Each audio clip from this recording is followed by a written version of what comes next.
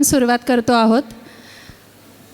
सर्वप्रथम त्यांचा उद्घाटनपर तुम्ही मनोगत ऐकलेलं आहेच, पण तरीही आपण त्यांचं या मुलाखतीसाठी पुन्हा एकदा स्वागत करणार आहोत। मी मधुराणी बनसोड यांना विनंती करते की त्यांनी मंचावर यावं आणि डॉक्टर श्वेता पेंडसे यांचं स्वागत करावं।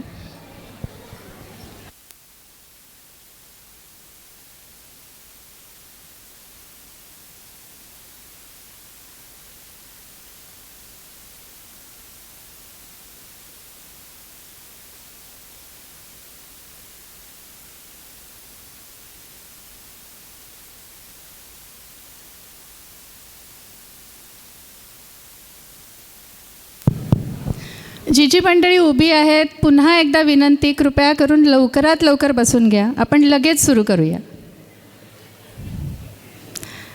मधल्या पॅसेजमध्ये काही जण उभे आहेत। मॅडम, आपल्याला विनंती, सर्वांनी बसून घ्यावं। Ma'am please.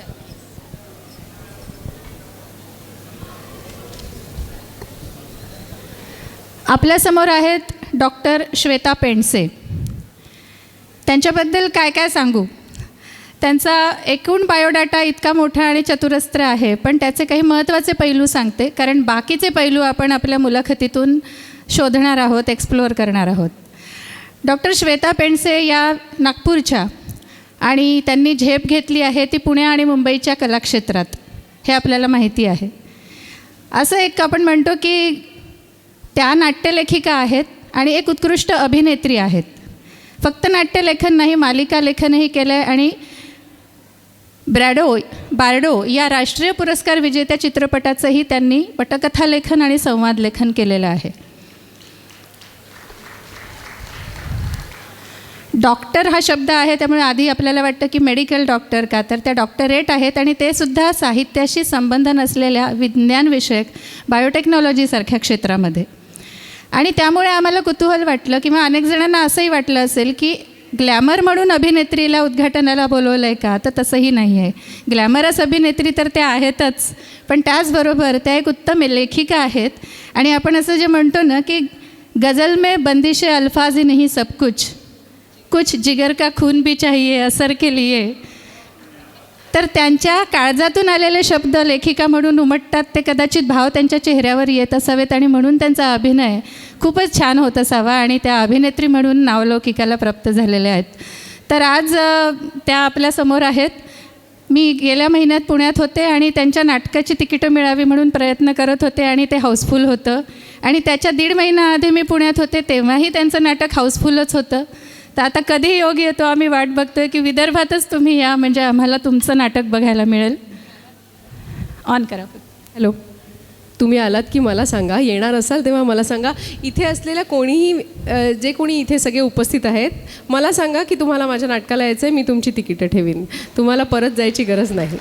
त्यांना किंवा विंडोवर जाऊन थेट माझं नाव सांगा की श्वेता मॅडमनी बोलवलं आहे आम्हाला, तर मग ते तुम्हाला तिकीटं देतील। आता यात थेट वशिल्याबद्दल खूप खूप आभार।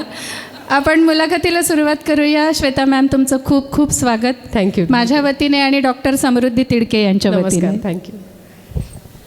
आत्ताच आपण उल्लेख केला की आपण आपलं माहेर नागपूरचं आणि आडनाव पुराणिक आणि सासर पेंडसे, तर आम्ही सगळे उत्सुक आहो हे जाणून घेण्यासाठी की तुमचा प्रवास पुराणिक ते पेंडसे हा कसा होता, थोडक्यात आम्हाला सांगा। तुम्ही विचारलेल्या प्रश्नाच्या उत्तराकडे येतेच, पण त्याआधी एक खूप महत्त्वाची गोष्ट मला इथे बोलायची आहे, जी मी माझ्या उद्घाटक म्हणून जे मी मनोगत व्यक्त केलं त्याच्यात बोलले नाही, पण ती खूप महत्त्वाची गोष्ट आहे। हे लेखिका संमेलन, स्त्री लेखक पुरुष लेखक याच्याबद्दल सुदामे मॅडम त्यांच्या मनोगतात खूपच महत्त्वाचं बोलले आहेत की लेखक ही खरं म्हणजे एक व्यक्ती असते, त्याच्यात लिंगभेद करण्याचं काही कारण नाही। मला इथे बोलवल्याचा आनंद मला विशेष करून या गोष्टीसाठी झाला की लेखन म्हणजे कादंबरी, कथा किंवा काव्य असं लेखन मी केलेलं नाही। जे काही काव्यलेखन केलं ते स्वांतसुखाय केलं, ते काही प्रकाशित नाही साहित्य। मी मुख्यत्वे करून लिहिली नाटकंच, किंवा मला लेखिका म्हणून ओळखू लागले ते माझ्या नाटकांमुळेच। त्यामुळे नाटककार हा लेखक असतो का, हा प्रश्न बहुतांश वेळा आपल्यासमोर येतो। मुळात नाटकाला साहित्य म्हणून आपण स्वीकारायचं का, कारण नाटक हा त्याचा प्रयोग झाल्याशिवाय पूर्ण होत नाही असं म्हणतात। मग नाटक हा साहित्य प्रकार आहे का? या बाबतीतही बरीच दुमत आहे. तर जेव्हा एखाद्या लेखिका संमेलनात मी बाकीचं कोणतंही लेखन केलं नसताना केवळ एक नाटककार म्हणूनही मला तिथे आमंत्रित केलं जातं, तेही एक उद्घाटक म्हणून, ही माझ्यासाठी खूप आनंदाची बाब होते. कारण तेव्हा आपण नाटकाला सुद्धा एक साहित्य प्रकार म्हणून स्वीकारतो. म्हणजे नाटकाची पूर्णानुभूती आपल्याला फक्त ते वाचन करून मिळतं आहे का, तर याच्यावर खूप त्यांची खूप वेगवेगळी मतं आहेत. हॅमलेटच्या बाबतीत बरेचसे जागतिक पातळीवरचे क्रिटिक्स असं म्हणतात की हॅमलेटचा प्रयोगच कधी कोणी करू नये, कारण हॅमलेट वाचताना प्रत्येकाच्या मनात एक एक हॅमलेट तयार होतो आणि ते जे त्याचं स्वरूप आहे ते त्यांनी स्वतःपर्यंत ठेवावं, त्याचा प्रयोग करू नये, कारण तुम्ही त्याला एक कुठलंही रंगरूप देऊ नये. तेंडुलकरांचंही तेच म्हणणं होतं की लेखक जेव्हा लिहितो तेव्हा त्याच्या मनात त्याचा एक नाट्यप्रयोग तयार असतो, मग त्याला समोर आणणं कितपत गरजेचं आहे. तर नाटक हा साहित्य प्रकार आहे हे आता रुजू लागलं आहे, याचा मला आनंद झाला जेव्हा मला इथे त्यांनी उद्घाटक म्हणून बोलवलं. सो सर्वप्रथम आयोजकांचे खूप खूप आभार की मला इथे इतकं बोलायची संधी मिळते. आता येते तुमच्या प्रश्नांकडे. पुराणिक ते पेंडसे खूप सोपा प्रवास होता. एका गल्लीतून दुसऱ्या गल्लीत जायचं होतं.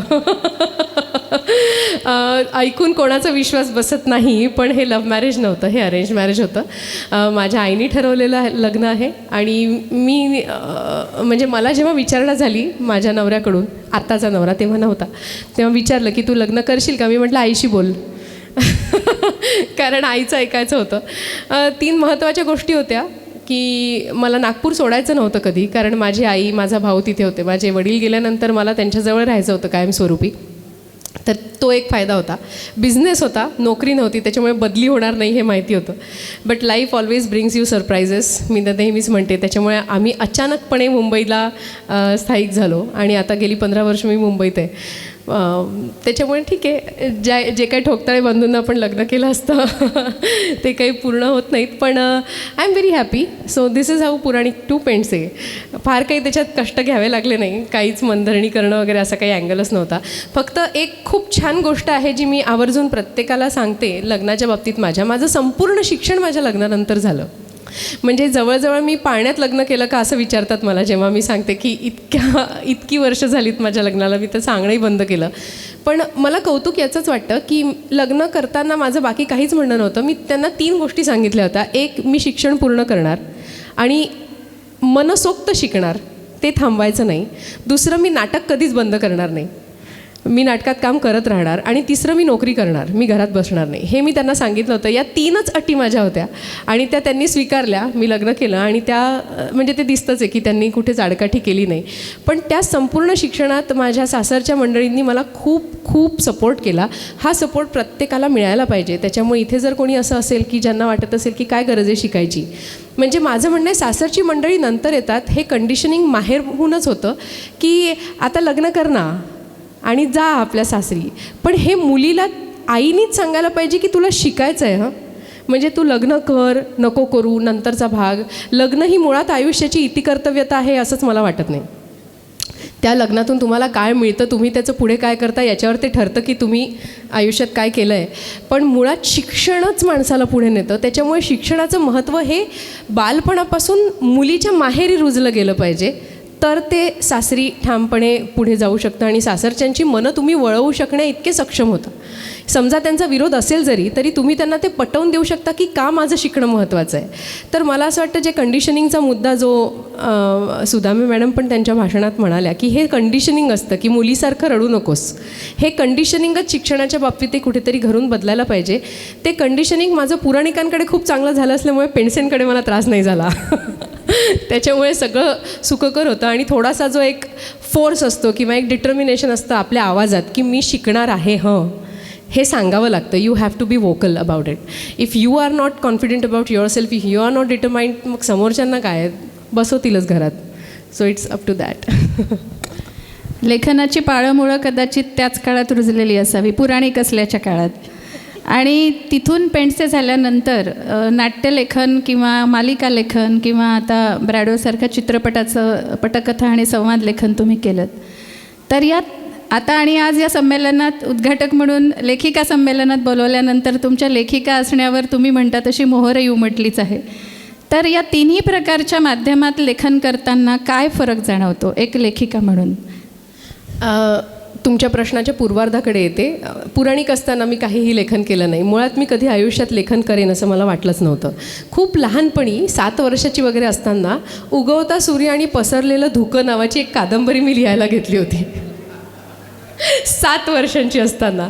कारण आमच्याकडे प्रिंटिंग प्रेसच होता. डमी खूप मॅगझिन्स आणि पुस्तकांची कामं चालायची. तर प्रत्येक पुस्तक जेव्हा छापलं जायचं पूर्वी तेव्हा त्याची एक डमी तयार व्हायची ज्याच्यात कोरी पानं असायची, पण पुस्तकाचा साईज कसा असेल, पृष्ठसंख्या किती असेल याची डमी. अशा असंख्य डमी आमच्या घरात असायची. का श्वेता पेंडसे. तर इतक्या लोकांची पुस्तकं आपली छापली जातात ना आपल्या घरात, मग माझं पुस्तक का नाही. पण त्याच्यानंतर मी एकही शब्द त्याच्यात पुढे लिहिला नाही. ते काय माझ्या डोक्यात होतं आणि मी ते लिहिलं होतं मला माहिती नाही. पण तिथेच ते थांबलं. मुळात झालं असं असावं की सगळे हसले ते वाचून, घरातले सगळे हसले. तर मला असं वाटलं मी काहीतरी चुकीचं करते. त्याच्यामुळे मला असं वाटतं पुन्हा एकदा सुदामे मॅडम जे बोलला त्याच्याकडे मी येते की घरात तू करू शकशील का किंवा तू करू शकणार नाही, ही अशी मंडळी आपल्या आजूबाजूला नको. लेखन ते म्हणतात ना, गरज ही शोधाची जननी असते, तसं माझ्या बाबतीत काहीतरी झालं. राज्यनाट्य स्पर्धेत आम्हाला संहिता हवी होती, सशक्त संहिता. माझ्या मनात विषय तयार होता, पण त्या विषयावर कोणी नाटक मला लिहून द्यायलाच तयार नव्हतं. आम्ही जवळपास नागपुरात असलेले सगळे लेखक पालथे घातले, पण कोणालाच तो विषय कळत नव्हता आणि कोणाचीच त्याच्यावर लिहिण्याची तयारी नव्हती. शेवटी आमचे दिग्दर्शक संजय काशीकर जे होते ते मला म्हणाले की तुझ्या मनात तो विषय जर का इतका क्लिअर आहे तर तूच का नाही लिहित. आणि म्हणून मी माझं पहिलं 2 अंकी नाटक लिहिलं, माझी या मना, ज्याला नंतर 26 राज्य पुरस्कार मिळाले. सर त्याचे परीक्षक होते, जे त्यांनी मला आल्या आल्या सांगितलं. It was a pleasant surprise. मला फार आनंद झाला की त्यांनी माझं ते नाटक पाहिलं आहे. सर ते मी लिहिलेलं पहिलं नाटक. दुसरं आलं होतं, एक्सपायरी डेट पहिलं आलं होतं. तर तेव्हापासून सुहास भोळे सर आणि आम्ही परिचयाचे आहोत आणि कायम टचमध्ये आहोत. तर ते नाटक मी लिहिलं, माझी ह्या मना. त्याच्यासाठी मी वर्षभर रिसर्च केला होता जवळजवळ, आणि तिथून माझा लेखन प्रवास सुरू झाला. म्हणजे मग मी ते थांबवलं नाही. पण एक जे आहे ते मला आज सुदामे मॅडम जे काय बोलल्या मनोगतात ते ऐकल्यावर जाणवतं आहे की कुठेतरी नकळत ते माझ्याकडून झालं की फक्त मनात जे आहे ना तेच लिहिलं गेलं. म्हणजे मी आपण ज्याला म्हणतो कमिशन रायटिंग ते नाही करू शकले कधी, की कोणी सांगितलं की हे लिही, याच्यावर मला लिहून दे, ते मला लिहिताच नाही आलं. सो आजपर्यंत जे काही मी लिहिलं आहे, मग मालिकांचं सोडून द्या, मालिका आपल्या हातात नसतात. मालिका आपल्याला सांगितलं जातं तशाच लिहाव्या लागतात. तो एक एक्सरसाइज असतो की तुम्हाला, जसं आपण उत्स्फूर्त भाषण स्पर्धा ठेवतो ना, की तुम्हाला माहिती नाही काय आणि चिठ्ठी उघडल्यावर तुम्हाला विषय मिळतो आणि तुम्हाला बोलायचं असतं, तर तसं ते उत्स्फूर्त लेखन स्पर्धा असते ती मालिकेचं प्रत्येक एपिसोड म्हणजे. त्याच्यामुळे इथे मालिका बघणारी जी कोणी मंडळी आहेत आणि जी लेखकांना सोशल मीडियावर खूप काही वाईट बोलत असतात की लेखकांना अकला नाहीत का, लेखकांना समजत नाही का, असं कसं होऊ शकतं, हेच प्रश्न आम्हालाही पडत असतात. असं कसं होऊ शकतं, पण आम्ही ते लिहिलेलं असतं. त्याच्यामागे बरीच कारणं असतात. असो, तर ते लेखन सुरू झालं. तुमच्या प्रश्नाकडे आता येते. या 3ही क्षेत्रांमध्ये सगळ्यात मूलभूत फरक हा आहे की तुम्हाला व्यक्त कुठे होता येतं जास्त चांगले. नाटक तुम्हाला खूप छान व्यक्त होता येतं कारण ते संपूर्ण तुमच्या हातात असतं. एक गोळीबंद 2 तासाचा प्रयोग तुम्ही आपल्या हातात बांधत असता. प्रयोग नंतर होतो आधी संहिता. ती गोळीबंद संहिता तुम्हाला पाहिजे तितका वेळ तुम्ही घेऊ शकता. जसं 38 कृष्णविला आत्ता लिहायला मी 7 वर्ष लावली आहेत. 7 वर्ष ते नाटक माझ्या मनात घोळत होतं आणि त्याच्यानंतर मी लॉकडाऊनमध्ये ते लिहिलं आहे. तर 7 वर्ष कोणीही मला फोन करत नव्हतं की झालं का लिहून, झालं का लिहून, झालं का लिहून.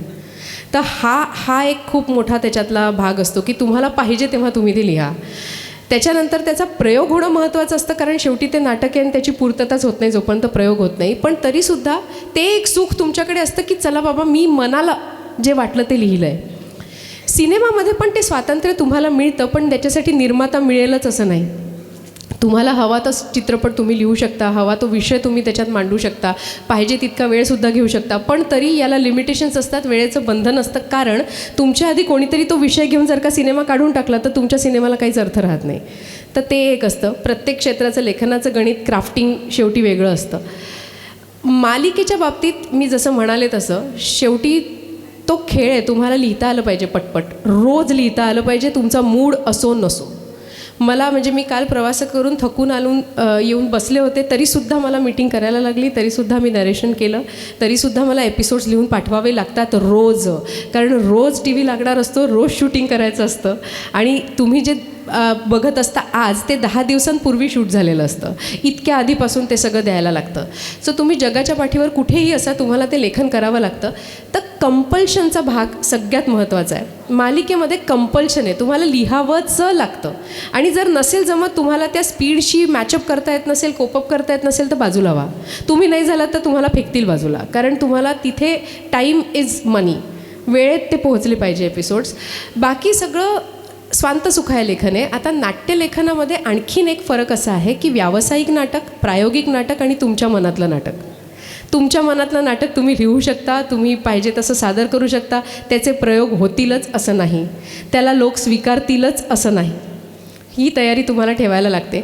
मोठमोठ्या लेखकांनी, नाटककारांनी त्यांच्या मनातलं लिहिलं आहे. अगदी बाइंडरपासून आपण बघतो आहे, सखाराम बाइंडरपासून, किंवा मादी त्यांनी लिहिलं, दळवींची नाटकं, तेंडुलकरांची नाटकं, एलकुंचवारांची नाटकं, यांनी लिहिलेल्या नाटकांपैकी किती नाटकांना व्यावसायिक पातळीवर मान्यता आहे किंवा स्वीकृती आहे आपण सांगू नाही शकत. आज त्यांना क्लासिक्स म्हणून ती पुनरुज्जीवित होत आहेत, ती पुन्हा लोकांसमोर येत आहेत. फक्त 50 प्रयोग करून जाहिरात होते आणि लोक ते बघायला जात आहेत, तिथपर्यंत ठीक आहे. पण तरी मला असं वाटतं की मनातून किती स्वीकृती त्यांना मिळाली आहे हे आपण सांगू नाही शकत. इथेसुद्धा मला पुन्हा असं म्हणावंसं वाटतं की कदाचित पटलेलं असतं, पण लोक ते म्हणत नाही की मला हे पटलं आहे. अजूनही आपण तितके पुढारलो नाही आहोत मानसिकतेमध्ये. आपण हे सांगायला घाबरतो की मला तुझा मुद्दा पटला आहे. मग ते अगदी तुमच्या मनातलं जरी समोर होत असेल ना, तरी असं आपण बघू पण नाही शकत तो सीन आजसुद्धा. तर मला असं वाटतं हे सगळे चॅलेंजेस अजूनही नाटककारांच्या समोरसुद्धा आहे. म्हणूनच एखादं नाटक लिहिताना जर त्याच्यात व्यावसायिक गणित मिसळायचं असेल तर ते बदलून लिहावं लागतं. आणि तिथे तुमची कॉम्प्रोमाइजची पहिली पायरी सुरू होते. तुम्ही स्वतःशी आधी प्रतारणा करता एक लेखक म्हणून. ती करावी लागू नये असं वाटतं, पण होते ती. आजही अभिनेत्रींवर एक सौंदर्याची चौकट लादल्या जाते. तर या मानसिक दडपणेकडे तुम्ही कसं बघता? मला असं वाटतं की त्याच्यात फरक आहे. बघा, तुम्हाला अभिनेत्री व्हायचं आहे की तुम्हाला स्टार व्हायचं आहे, ह्याच्यात फरक आहे. जर स्टार व्हायचं असेल तर तुम्हाला ते सगळं करायला पाहिजे, कारण ते त्याच्याबरोबर येतं. It's a package. You have to look good, you have to stay fit, you have to do compromises, you have to wake up early, sleep early, do the exercises, कारण हे त्याच्याबरोबर येतं ना. मग तुम्हाला स्टारही बनायचं आहे, मी जाड पण होते, मी वडापाव पण खाते, असं नाही होत. तुम्हाला ठरवायला लागतं. मुळात ते कसं आहे मी सांगू का, हे लादलं वगैरे नाही आहे. ही सौंदर्य बाजूला काढा. जर अभिनेत्री व्हायचं असेल तर सौंदर्य महत्त्वाचं नाही आहे. खरं सांगू, तुम्हाला जर का एखाद्या व्यक्तीचा अभिनय आवडायला लागला ना, तर ती व्यक्ती हळूहळू तुम्हाला सुंदर वाटायला लागते. मग ती सुंदर अशी,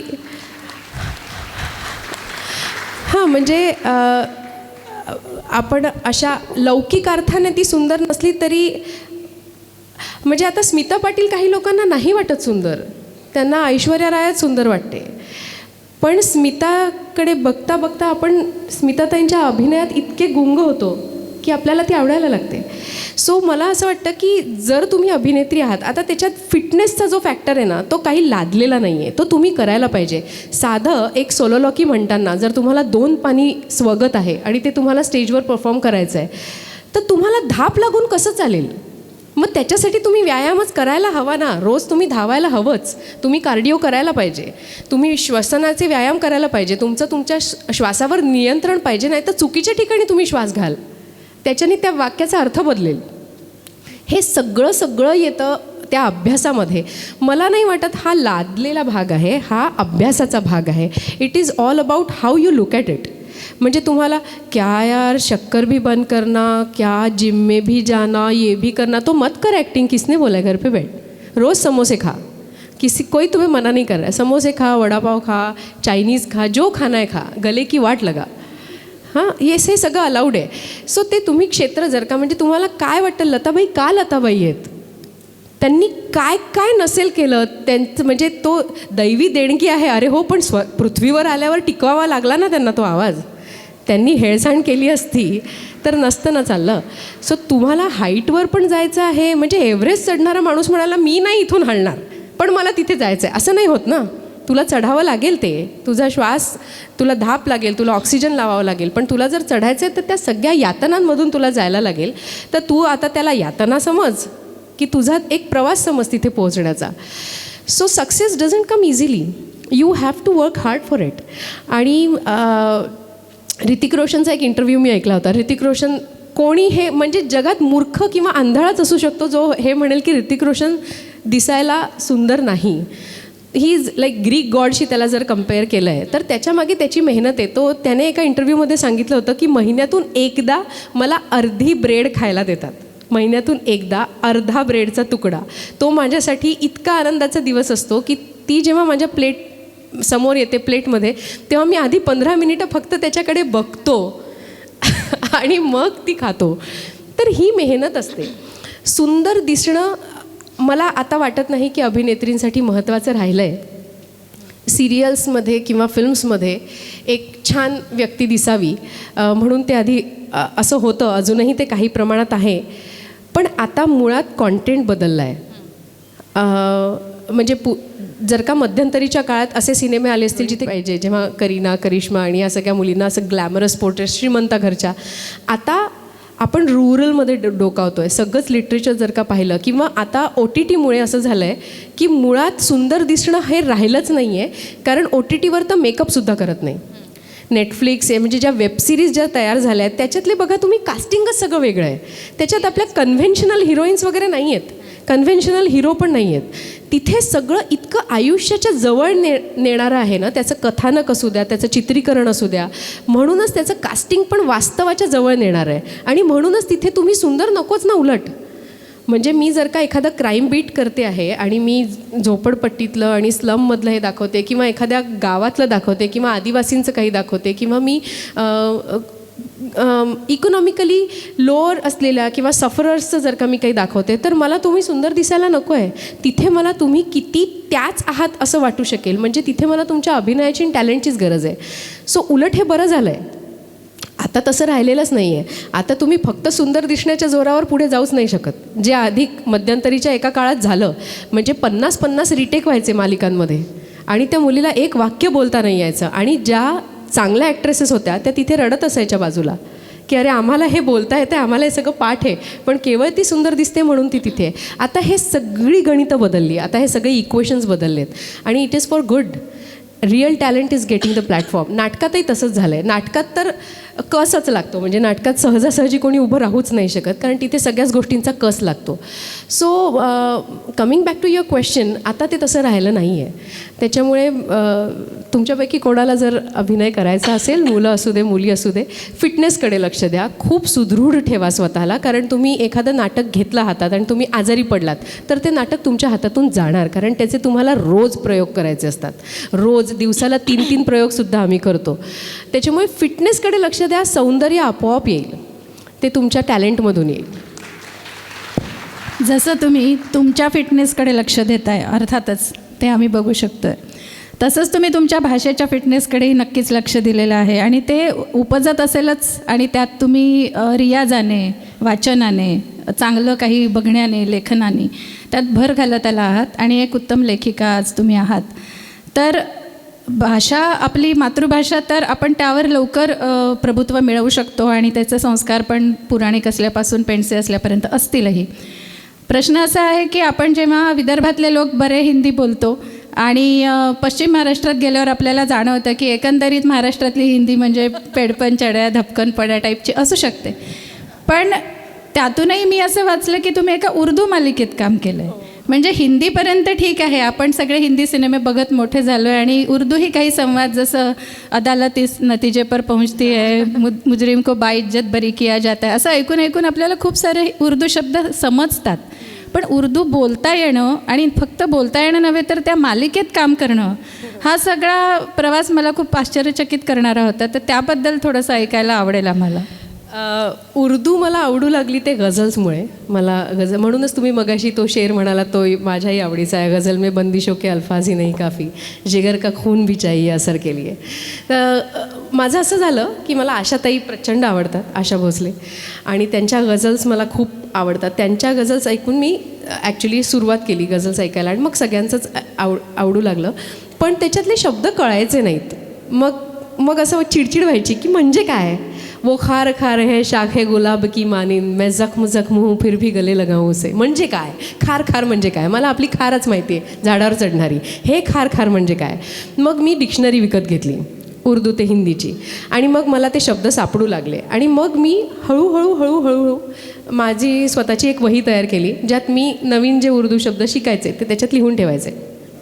असं करत करत तो उर्दूचा हौस म्हणून, अभ्यासही नाही म्हणत मी, हौस म्हणून एक सुरू झालेला प्रवास आहे उर्दूबरोबरचा. आणि मग कळायला लागलं की खूप छान काव्य आहे उर्दूमध्ये. म्हणजे जे शेर लिहिलेले आहेत किंवा उर्दू गझल शायरी जी आहे ती खूप छान आहे. एक तर ती भाषा फार छान आहे. मला जितकी उर्दू आवडते, याच्यावरून मला क्रिटिसाईजही केलं, पण मी त्यात पडणार नाही. माझ्या मते भाषेला धर्म नसतो, आणि आपण साहित्य, माझं तर म्हणणं आहे तुम्हाला खूप भाषा शिकायला पाहिजे, कारण प्रत्येक भाषेत इतकं लिटरेचर आहे ना, तर तुम्ही जितक्या भाषा शिकाल तितकं लिटरेचर तुम्हाला उपलब्ध होतं ना, खुलं होतं. बंगाली पण मला येते, मला बंगालीतलं लेखन, मला बंगाली वाचता येत नाही, पण आता निदान बोललेलं कळतं. त्याच्यामुळे मी कविता जर का बंगाली ऐकल्या तर कळतं की अरे किती किती गोड लिहून ठेवलं आहे. म्हणजे टॅगोर अफाट आहेत, फक्त एकटे टॅगोर अफाट आहेत, तर बंगालीत तर किती लेखक आहेत. गुजरातीमध्ये पण लेखन झालेलं आहे, प्रत्येक भाषेत लेखन झालेलं आहे. भैरप्पांच्या कादंबऱ्या आपल्याकडे अनुवादित केलेल्या आहेत उमाताईंनी, त्याच्यामुळे आपण त्या वाचू शकतो. पण प्रत्येकच साहित्य अनुवादित होतं असं नाही आहे ना, त्याच्यामुळे तुम्हाला जर भाषा आला तर तुम्ही किती समृद्ध व्हाल. तर ते माझं झालं उर्दूच्या बाबतीत. आणि मग ते सुरू झालं. ही मालिका माझ्याकडे खूपच अनावधानाने आली, म्हणजे मला माहिती नव्हतं की मला त्याच्यात बोलायला मिळणार आहे. मी मुंबईला गेले तेव्हा मला ज्युनियर आर्टिस्ट म्हणून तिथे पाठवलं. म्हणजे मला काहीच नव्हतं करायचं, मला फक्त असं 4 लोकांमध्ये उभं करणार होते मॉबमध्ये. ज्या वेगळ्या दास्या असतात ना, त्या सगळ्या दास्यांपैकी एक मी दासी होते. सुरुवातीच्या काळातलं काम होतं ते, आणि मला तेव्हा माहीतही नव्हतं. मग तिथे गेल्यावर जेव्हा सगळ्यांच्या ओळखी झाल्या तेव्हा असं झालं की त्यांना कळलं की मला बोलता येतं. आणि मग एकतर मी मुंबईची, तर हिला काय उर्दू येणार असंच ते त्यांचा समज होता. मी बोलले, आणि त्या व्यक्तीचं दुर्दैव माझं सुदैव की ती व्यक्ती त्या दिवशी आली नाही शूटिंगला, त्याच्यामुळे मला माईक मिळाला. आणि मी ती वाक्य बोलले. तर म्हणजे मग ते शूटिंग झालं आणि छान झालं. म्हणजे हां, आप साहेब आलम आपका फर्जंद अर्जुमन ताजुल मुल्क अपनी रूहानी सफ़र की आखरी मंजिल से हम किनार हो चुके हैं वगैरे अशी ती वाक्य होती. मज्जा आली मला. तिथल्या लोकांना फार आश्चर्य वाटलं, कारण त्यांनी विचारलं की आपने बताया क्यों नहीं कि आपको आता है. आपने पूछा ही नहीं, आपने पूछा नहीं, हमने बताया नहीं. आप बोलिए, यहाँ पे खड़े रहिए, हम खड़े हो गए, आप बोलिए तो हम बोल दिए. पहले पूछ लेते तो पहले बता देते, उसमें क्या बात थी. पण झालं ते, मजा आली. एक एक अनुभव असतात, या सगळ्याच्यातून आपण शिकत जातो. आणि म्हणून मला एक गोष्ट जाणवली की आपण कोणतीही गोष्ट, अगदी शिकलेली कोणतीही गोष्ट, ती कधीच वाया जात नाही. तुम्हाला त्याच्यातून काहीतरी संधी मिळतच जाते. मग त्याच्यानंतर त्याच्यामुळे मला एक उर्दू डबिंग पण मिळालं. हां, ते मी करू नाही शकले, काहीतरी तारखांचा घोळ असल्यामुळे, पण ती संधी माझ्याकडे चालून आली ना. त्याच्यामुळे शिकण्याचा एकही आपण चान्स सोडू नये असं मला वाटतं. आणि मुळात कुठल्या गोष्टीमुळे, कुठल्याच साहित्यावर कधी आकस असू नये असं माझं स्पष्ट मत आहे. कुठल्याच साहित्यावर, कुठल्याच कलेवर, कुठल्याच कलाकारावर. कारण लेखक काय, कलाकार काय, हे धर्म पंथ जातीच्या पलीकडचे असतात.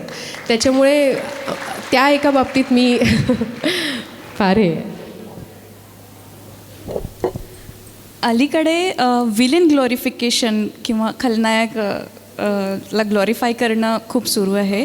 आणि आपण ज्या वेबसिरीज आणि मूवीज बघतो तर यात आपल्याला दिसतं की जे टीनेजर्सवर होणारे परिणाम आहेत त्याच्याकडे तुम्ही कसं बघता. आणि आपण कुठेतरी त्यांच्यामध्ये माणुसकी किंवा संवेदनशीलता बिंबवण्यात कमी पडतो आहे का, अशा मूवीज येतात त्या recently.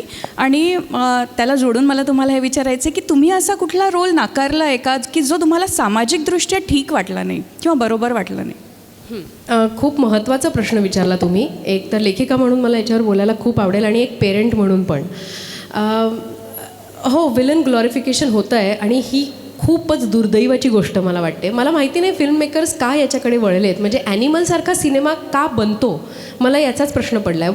What exactly you want to tell the world, मला नाही माहिती. मी याच्यावर भाष्य करायला खूप मोठी ऑथॉरिटी नाही, मी काही खूप सिनेमे लिहिले नाही, मी काही खूप मोठे सिनेमे डिरेक्ट नाही केले, पण एक प्रेक्षक म्हणून मला बोलण्याचा अधिकार आणि एक प्रेक्षक म्हणून मी बोलू शकते की समाजाला खूप घातक आहे हे. कारण आपण जर का म्हणतो की नाटक किंवा सिनेमा हा समाज मनाचा आरसा आहे, म्हणजे त्या समाजाचं चित्र प्रतिबिंब जर का तुम्हाला तत्कालीन नाटकांमध्ये आणि सिनेमांमध्ये दिसणार असं जर का आपण धरून चाललो तर कोणतं चित्र दाखवतो आहे आपण. आणि मग जर तुमची आर्ग्युमेंट ही असेल की हो समाजात हेच सुरू आहे म्हणूनच आम्ही दाखवतो आहे, मग जर समाजात हे सुरू आहे तर ते थांबावं अशी तुमची इच्छा नाही का? मग त्याला प्रतिबंधात्मक काहीतरी दाखवा ना, त्याला उत्तेजन का देत आहे याच्यामधून, हे मला आय फेल टू अंडरस्टँड दिस. म्हणजे एक असा सिनेमा जो मी 2 मिनिटसुद्धा बघू नाही शकत, मला कळत नाही की तो बनवण्यात काय सुख आहे, आणि मग याला अवॉर्ड्सही मिळतात, मग याचं कौतुकही होतं. मग तेव्हा मला असं वाटतं की 4 लोकांमध्ये मग मी गप्प बसते की मला असं वाटतं की माझीच बुद्धी कमी पडते हे सगळं समजून घ्यायला, कारण मला ते पटलेलं नसतं आणि 4 लोक त्याचं कौतुक करत असतात, म्हणजे नक्की माझ्यात काहीतरी फॉल्ट आहे. मला नाही समजत आहे हे, कारण मी नाही त्याला हे देऊ शकत, सपोर्ट करू शकत. ॲज अ पेरेंटसुद्धा मला भीती वाटते आज, कारण जेव्हा माझा मुलगा माझ्याकडे रिमोट मागतो मी नाही देऊ शकत, मला पूर्ण वेळ तिथे बसावं लागतं. कारण तुम्ही फिल्म्सचं वगैरे सोडा, कार्टून्स पण खूप विध्वंसक बनवलेले आहेत. माझा मुलगा कार्टून फिल्म्समध्ये पण मारामारी आहे, शिवीगाळ आहे कार्टून्समध्ये. मला नाही आठवत आम्ही लहानपणी कधी असं काही पाहिलं होतं.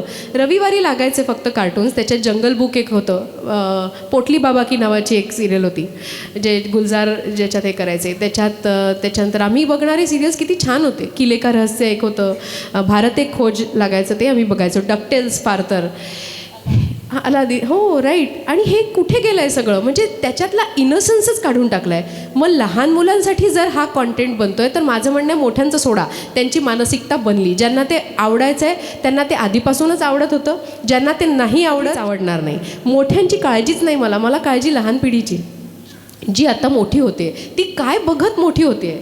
ते पोस्टर्स कसे असतात रक्तबंबाळ झालेले सगळे, किंवा त्याचा एखादा प्रोमो जरी आला ना चुकून यूट्यूबवर तरी माझ्या मनात धडकी भरते की हे काय बघतोय माझा मुलगा. आणि मग तुम्ही मुलांसाठी जो कॉन्टेंट करताय तो फिल्टर करायला हवा आहे. माझी काळजी याच्या बाबतीत नाहीच आहे. वेबसिरीजचा ॲक्सेस प्रत्येकाला नाही आहे, आणि मुळात माझं हे म्हणणंच नाही की वेबसिरीजमुळे कोणी क्रिमिनल होतं. तुम्ही क्रिमिनल आधीच असता. जे क्रिमिनल्स आहेत ते क्रिमिनल्सच होते सुरुवातीपासून.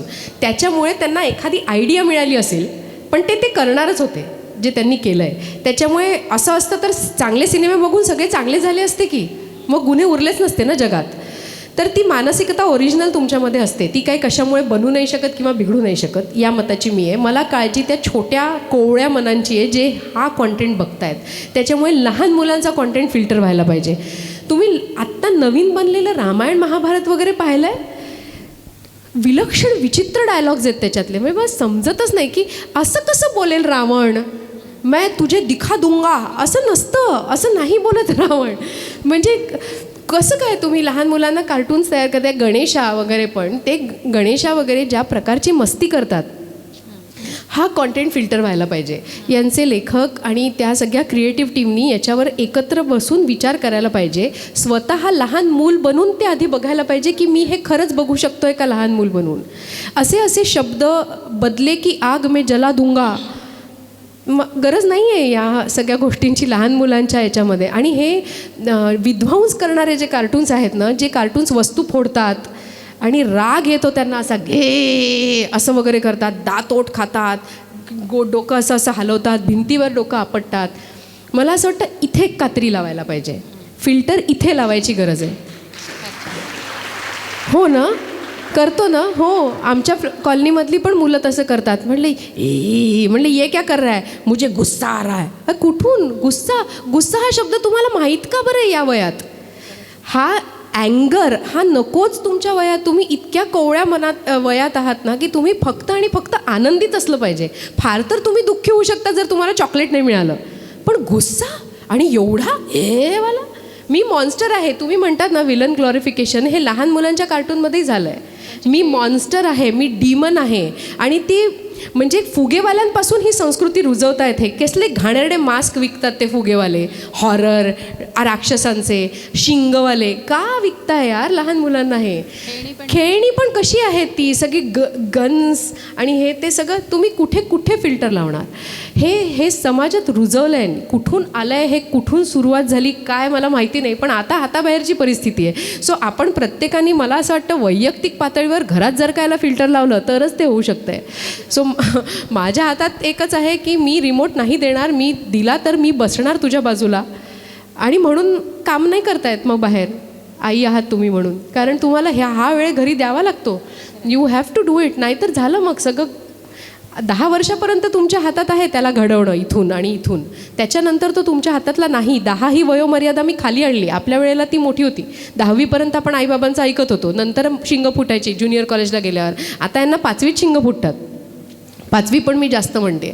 त्याच्यामुळे इट इज बॅड. आणि वी ॲज अ रायटर, म्हणजे मी तर खूप छोटासा भाग आहे या पूर्ण लेखन प्रक्रियेतला, पण मला नाही माहिती हे होतं आहे. It is a virus and it is killing it. It is killing the content everywhere.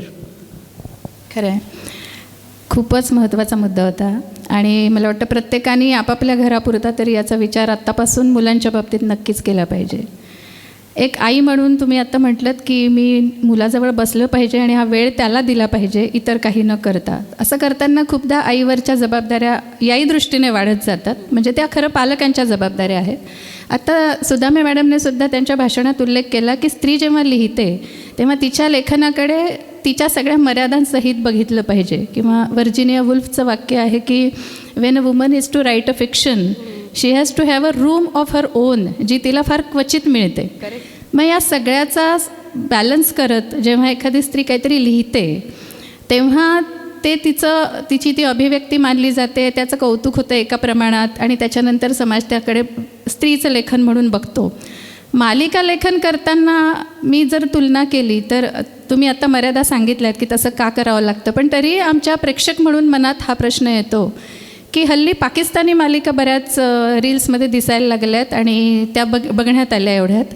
आणि असं जाणवलं की तिथल्या सायरा रझा किंवा सादिया अख्तरसारख्या स्त्रिया ज्या तिथलं पटकथा आणि संवाद लेखन किंवा मालिका लेखन करतात, खूप वेगवेगळे विषय त्या मोठ्या प्रमाणात हाताळत आहेत. आणि त्याचबरोबर पाकिस्तानातलं स्त्री सक्षमीकरण हे भारताच्या तुलनेने खूप मागच्या पायरीवर आहे, ह्याची आपल्याला कल्पना आहे. इतक्या प्रतिकूल परिस्थितीतही त्या इतकं वेगवेगळं दर्जेदार वैविध्यपूर्ण आशयसंपन्न लिहित आहेत.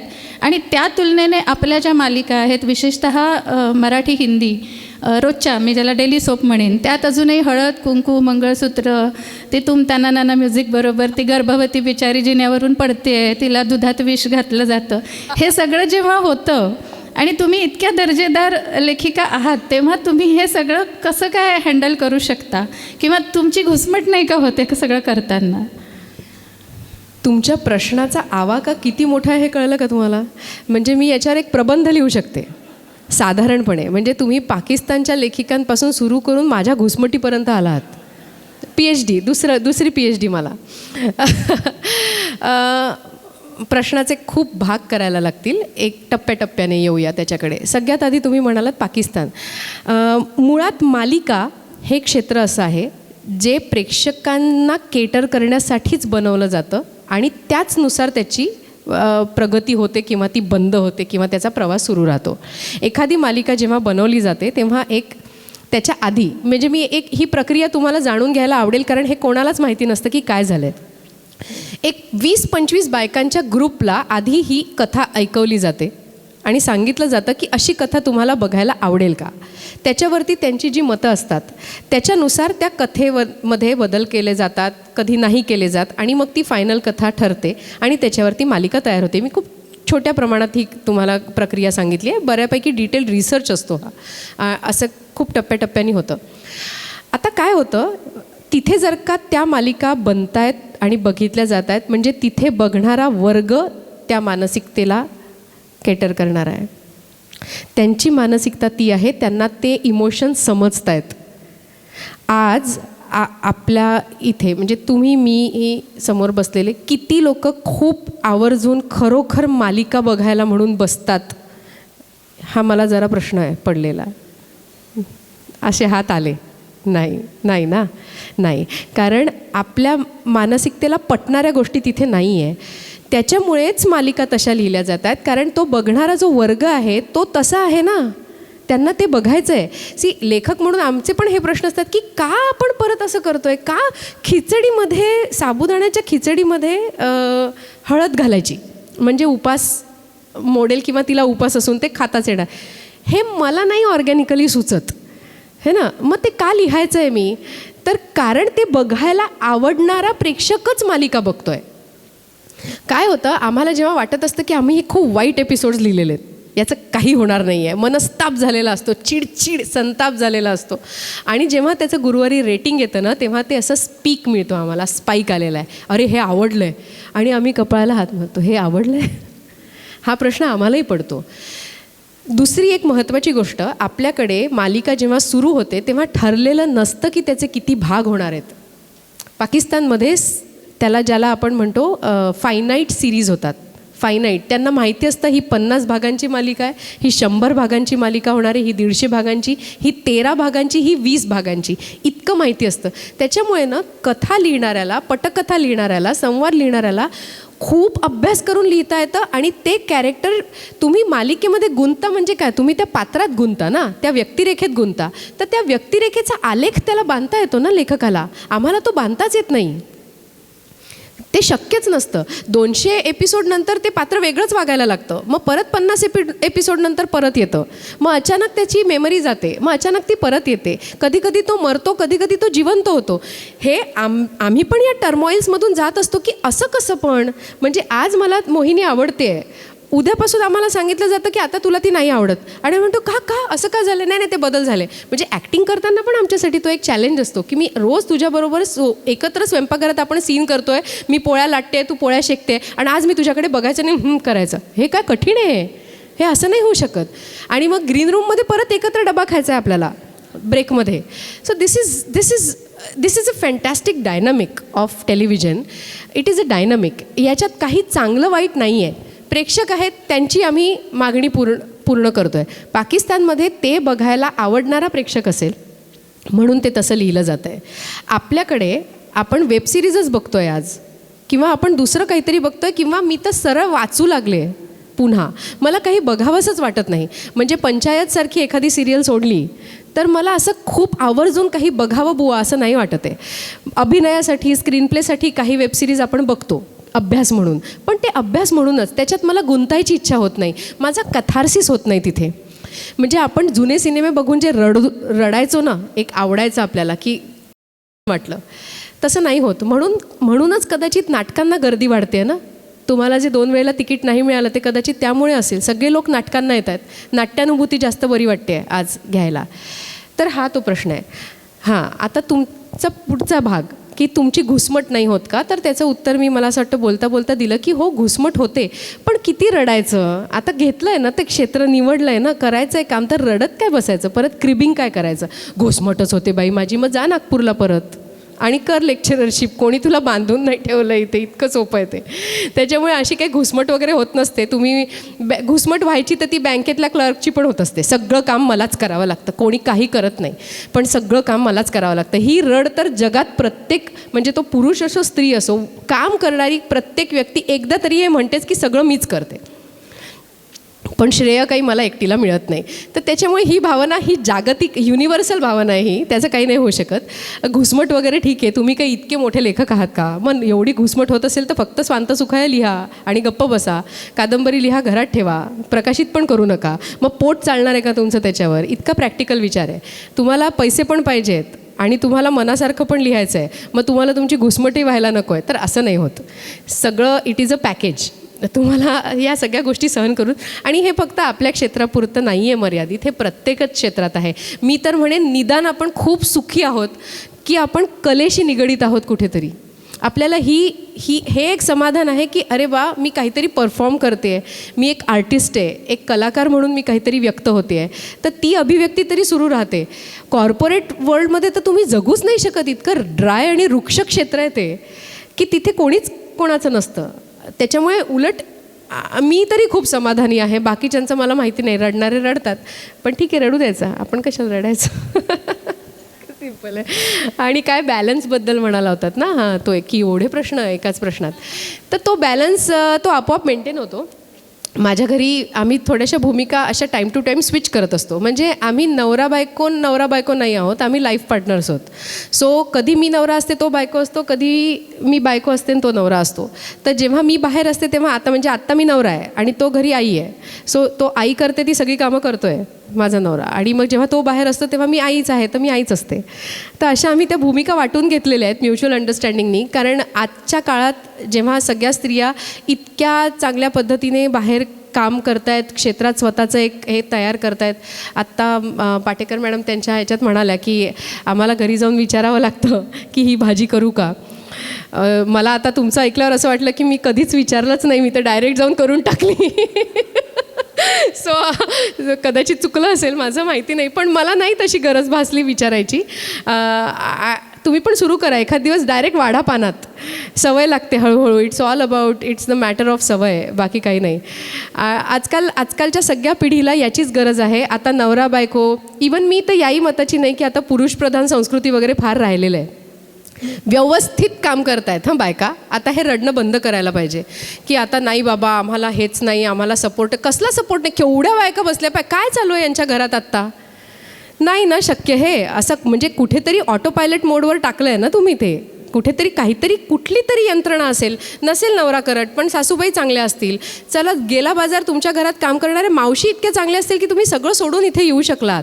तर ही स्पेस तुम्हाला मिळते ना, then have a gratitude for that space. कृतज्ञ राहूया.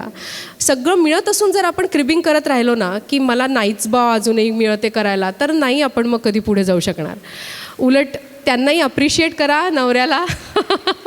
छान जाऊन मिठी मारा आणि सांगा थँक्यू सो मच, तुझ्यामुळे मी आज जिथे आहे तिथे आहे. So he will try to do it again and again for you. So will be more than happy.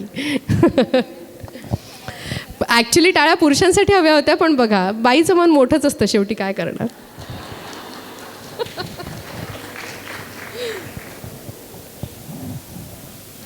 Hello, हां, यासाठी क्रिबिंग नाही करणार आम्ही.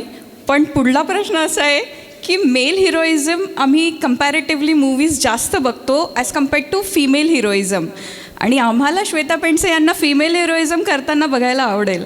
तर याची कारणं काय आहेत की male heroism is comparatively more as compared to. ॲक्सेप्टन्सचा फरक आहे. पुन्हा निसर्ग आहे इथे. निसर्गानेच ते बनवताना तसं बनवलं आहे. काय होतं ना, गोंधळ होतो. म्हणजे स्त्रीला निसर्गाने जे बनवलं आहे ना, जसं सुदामे मॅडम म्हणाल्या त्यांच्या मनोगतात की सृष्टीचं चक्र पुढे चालत राहावं म्हणून स्त्री आणि पुरुष हा भेद बनवला आहे. पण ते नुसतं शारीरिक नाही आहे, ते मानसिक पण आहे. निसर्गाने बनवतानाच ना स्त्रीला समर्पणासाठी बनवलं आहे. तिला मुळात तू स्ट्रॉंग हो अशी हो. ती स्ट्रॉंग केव्हा होते, जेव्हा तिच्या पिलाला कोणी हात लावला. ती तेव्हा मग कालीमाता दुर्गा होते ती. मग ती कोणाला जुमानत नाही. पण तोपर्यंत तिच्यात ममत्वच आहे, तिच्यात सर्जनाचीच भावना आहे. आणि पुरुषाला कायम याच्यासाठी बनवलं आहे की बाबा रे तू घरटं बांध. म्हणजे अगदी पक्ष्यांचे घेतलं तर तू आणचाला, तू घरटं बांध, तू मला बांधून दाखव की तू मला कोणत्या घरट्यात ठेवणार आहेस, त्याच्यानंतर मी ठरवेन की मला तुझं बाळ हवं आहे की नको. त्याला स्ट्रॉंगच बनवलं आहे. Male part has always been strong and it is decided by the nature. It is not you who is deciding that. So कुठेतरी काय होतं, जेव्हा आपण ते सगळं बघतो आपल्याला बघायला आवडतं ते. म्हणजे अगदी असा सिनेमा केला जरी मर्दानीसारखा पण, किंवा ज्याच्यात फिमेल हिरोइझम आहेत असे सिनेमे झालेले, तरीसुद्धा ती सगळं फाईट करून घरी येते आणि आपल्या नवऱ्याला मिठी मारून रडते की मी दमली. ही स्त्री आहे. आणि ही स्त्री आहे हे आपण स्त्रियांनी ॲक्सेप्ट करायला पाहिजे. आपल्याला फक्त एक ती जागा हवी असते जिथे आपण समर्पण करू शकतो. म्हणून काय होतं, जेव्हा आपण असा कॉन्टेंट बनवतो तेव्हा ऑडियन्सच्या ॲक्सेप्टन्सचा फरक पडतो. ऑडियन्सला समजत नाही की मी हे ॲक्सेप्ट करू का नको करू. आता पुरुष जेव्हा बघतात, ती जुनी हिरोईन कोणती होती जी फिअरलेस नादियापासून हे सुरू झालं. Fearless Nadia was the first one जिने हे असं मर्दानी रूप तिने स्टंट्स केले स्वतः खरं. हां, तर तेव्हा ना कसं व्हायचं की तेव्हा पुरुष लोक जेव्हा नादियाला बघायचे तेव्हा त्यांना सॉलिड वाटायचं की आईला आपल्यासारखी कोणीतरी पुरुष वर्गाला पण धडा शिकवणारी कोणीतरी आहे. आणि बायकांचं काय व्हायचं, बघा आपण नाही करू शकत ही तरी करते, हे तेव्हा होत होतं. आता काय झालं, बायका मधल्यामध्ये कुठेतरी आहेत. ज्या बायका बाहेर पडल्या आहेत पण त्या फाईट आऊट करू शकत नाही आहे, त्यांचा गोंधळ असं हिरोइझम काहीतरी बघितलं ना की त्या कनेक्ट नाही होऊ शकत. एखादी कलाकृती सक्सेसफुल केव्हा होते, जेव्हा तुम्हाला कुठेतरी तो कनेक्ट सापडतो, तुम्ही त्याच्याशी समरस होऊ शकता. या पात्राशी कोण समरस होईल, पुरुष तर होऊ नाही शकत, त्यांना तर अशा बायका नकोच आहेत है ना. सिस्टीमला धक्का देणाऱ्या किंवा सिस्टीमला चॅलेंज करणाऱ्या बायका नकोच आहेत ना त्यांना. म्हणू दे किती आम्ही स्त्रियांना हे करतो वगैरे, मानसिकता नेचर येते, निसर्गानेच तसं बनवलं आहे. एक्सेप्शन्स प्रत्येक ठिकाणी असतात. बायकांच्या बाबतीत घोळ असा होतो की मी असं करू शकणार आहे का, तर मी नाही करू शकणार आहे, इतकं नाही करू शकणार आहे. मग माझ्या मुलीला मी असं करू देईन का, तर कदाचित नाही, असं एक होतं. किंवा कदाचित हो तरी. आणि या डायलेमामध्येच ती कलाकृती संपून जाते. तुम्ही त्याच्याशी कनेक्टच होत नाही, म्हणून ते सक्सेसफुल होत नाही. आणि आता रडणारी स्त्री कोणाला बघायची नाही आहे, त्याच्यामुळे सगळीकडे सुवर्णमध्य काढणाऱ्या व्यक्तिरेखा येत आहेत, हे माझं मत आहे.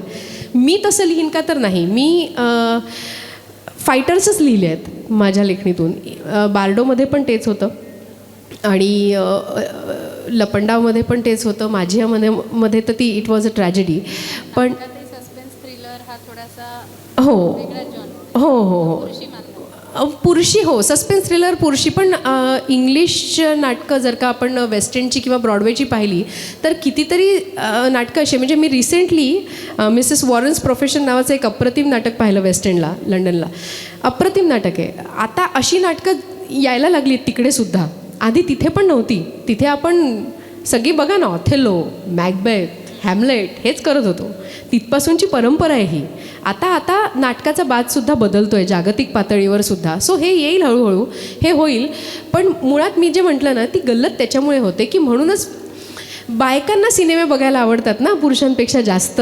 आणि बायकांना हिरोज बघायचा असतो, तुम्ही त्यांना हिरोईन दाखवा, त्यांना नाही आवडत तर काय करणार तुम्ही.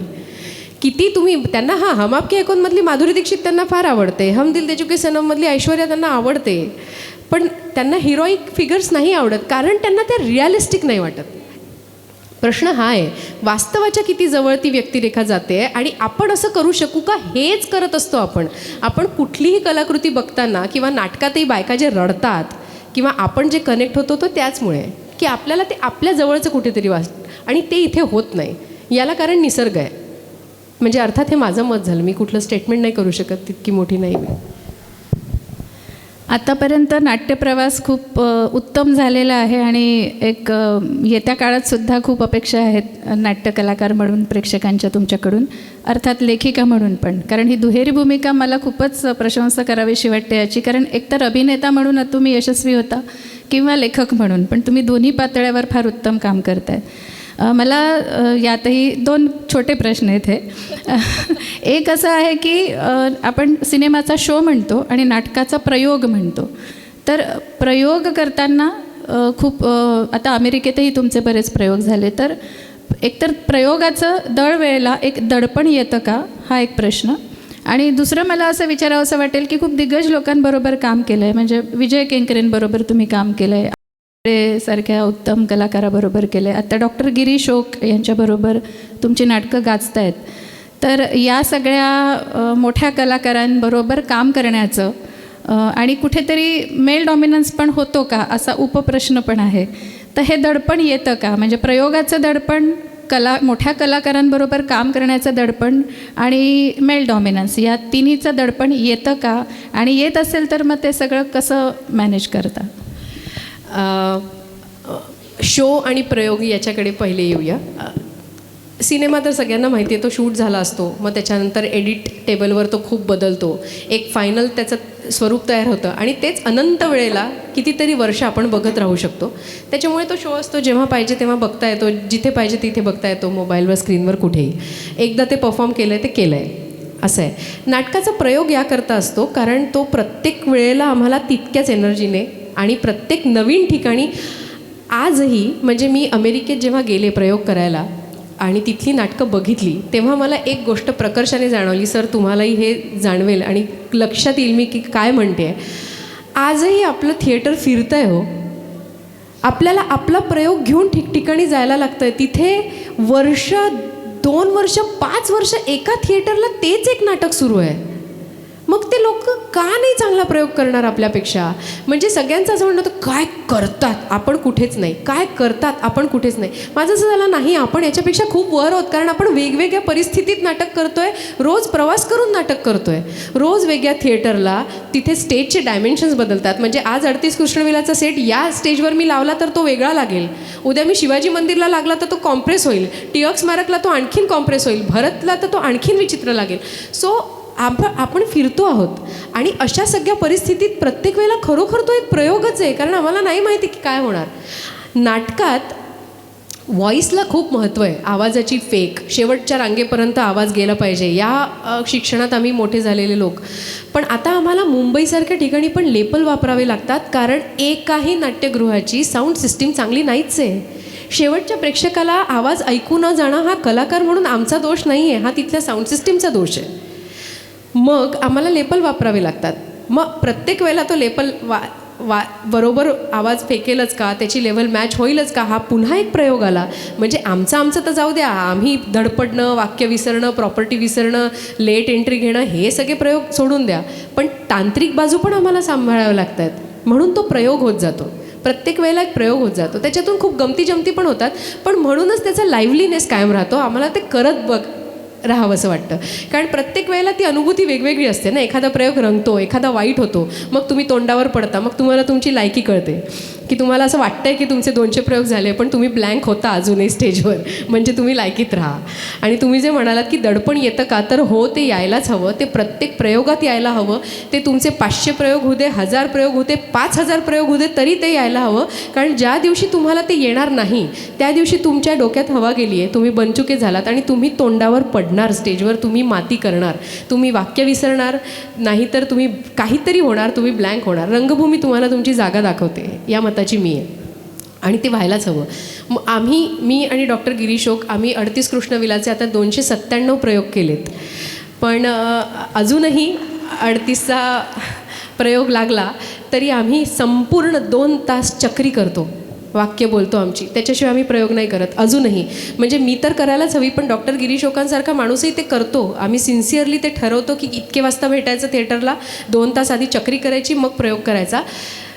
नाही तर तुम्ही ओव्हर कॉन्फिडन्समध्ये जाता आणि तुम्ही विसरता. चक्री म्हणजे चक्री म्हणजे पटपट पटपट फक्त वाक्य म्हणायची, पॉज न घेता. तिथे जे विराम असतात, तिथे म्युझिकसाठी थांबतो, एक्सप्रेशन्स काही नाही, फक्त वाक्य पटपट पटपट. तू तिथे गेला होतास का? हो, मी तिथे गेलो होतो. मग किती वाजता फोन आला? नाही, मी नाही घेतला. अशा टाईपचं चक्री पटपट पटपट.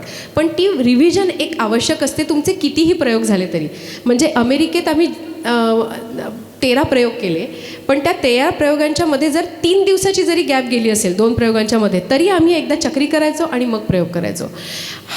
हा स्वतःवरचा हे नाही आहे, म्हणजे डाऊट नाही आहे, हे गरजेचं आहे. कारण ना कधी असं होतं बघा, आपण रोज घरून शाळेत येत असतो, शाळेतून घरी जात असतो, तो रस्ता आपला ठरलेला असतो. कधी आपण दमलेलो असतो, विचारांमध्ये असतो, तरी आपल्या लक्षात येतं की अरे गाडी आपली तिथूनच आली आहे आणि आपण पोहोचलो आहे या सिग्नलपर्यंत. कधी गेला हा सगळा रस्ता? मी तर माझ्या विचारात होते, मला कळलंही नाही. हे नाटकात होतं. कधी जर चुकून तुमचं काही डिस्ट्रॅक्शन झालं तरी तुमच्या जिभेला ते वळण असतं, तर ते होऊन जातं. आता तुम्ही जे म्हणालात की तुमच्याबरोबर मोठमोठे कलाकार आणि दिग्दर्शकांबरोबर काम केलं, त्याचं दडपण आलं नाही का? Mail dominance. मी जसं म्हणाले त्याप्रमाणे कलाकाराला जेंडरच नसतं. तसं असतं तर रीमाताई, भक्तिताई यासारखे कलाकारच झाले नसते. जर रंगभूमीवर आपण भक्ती बर्वेंना बघितलं नसतं, रीमा लागूंना बघू शकलो नसतो, आपण विजया मेहतांना पाहिलं नसतं, आज आम्ही ज्यांना बघतोय नीना कुलकर्णी, वंदना गुप्ते, या ॲक्ट्रेसेसच झाल्या नसत्या. सो कलाकार एकदा स्टेजवर गेले की सगळे ॲक्ट पार आहेत, या मताची मी आहे. 38 कृष्णविला तर 2 पात्रांचं नाटक आहे, त्याच्यात फक्त मी आणि डॉक्टर गिरीश ओक आहोत. आणि मी ते लिहिलेलं आहे. जेव्हा त्यांच्याकडे संहिता गेली ते आणि मी भेटलोही नव्हतो कधी. त्यांना माहीत नव्हतं कोण श्वेता पेंडसे. त्यांनी ते नाटक पाहिलं आणि त्यांना असं वाटलं ही खूप मोठ्या वयाची कोणीतरी बाई आहे. आणि जेव्हा विजय केंकरेंनी सांगितलं की अरे लेखिका स्वतःच त्याच्यात भूमिका करणार आहे, तर ते म्हणाले हो का, बरं चालेल, हरकत नाही.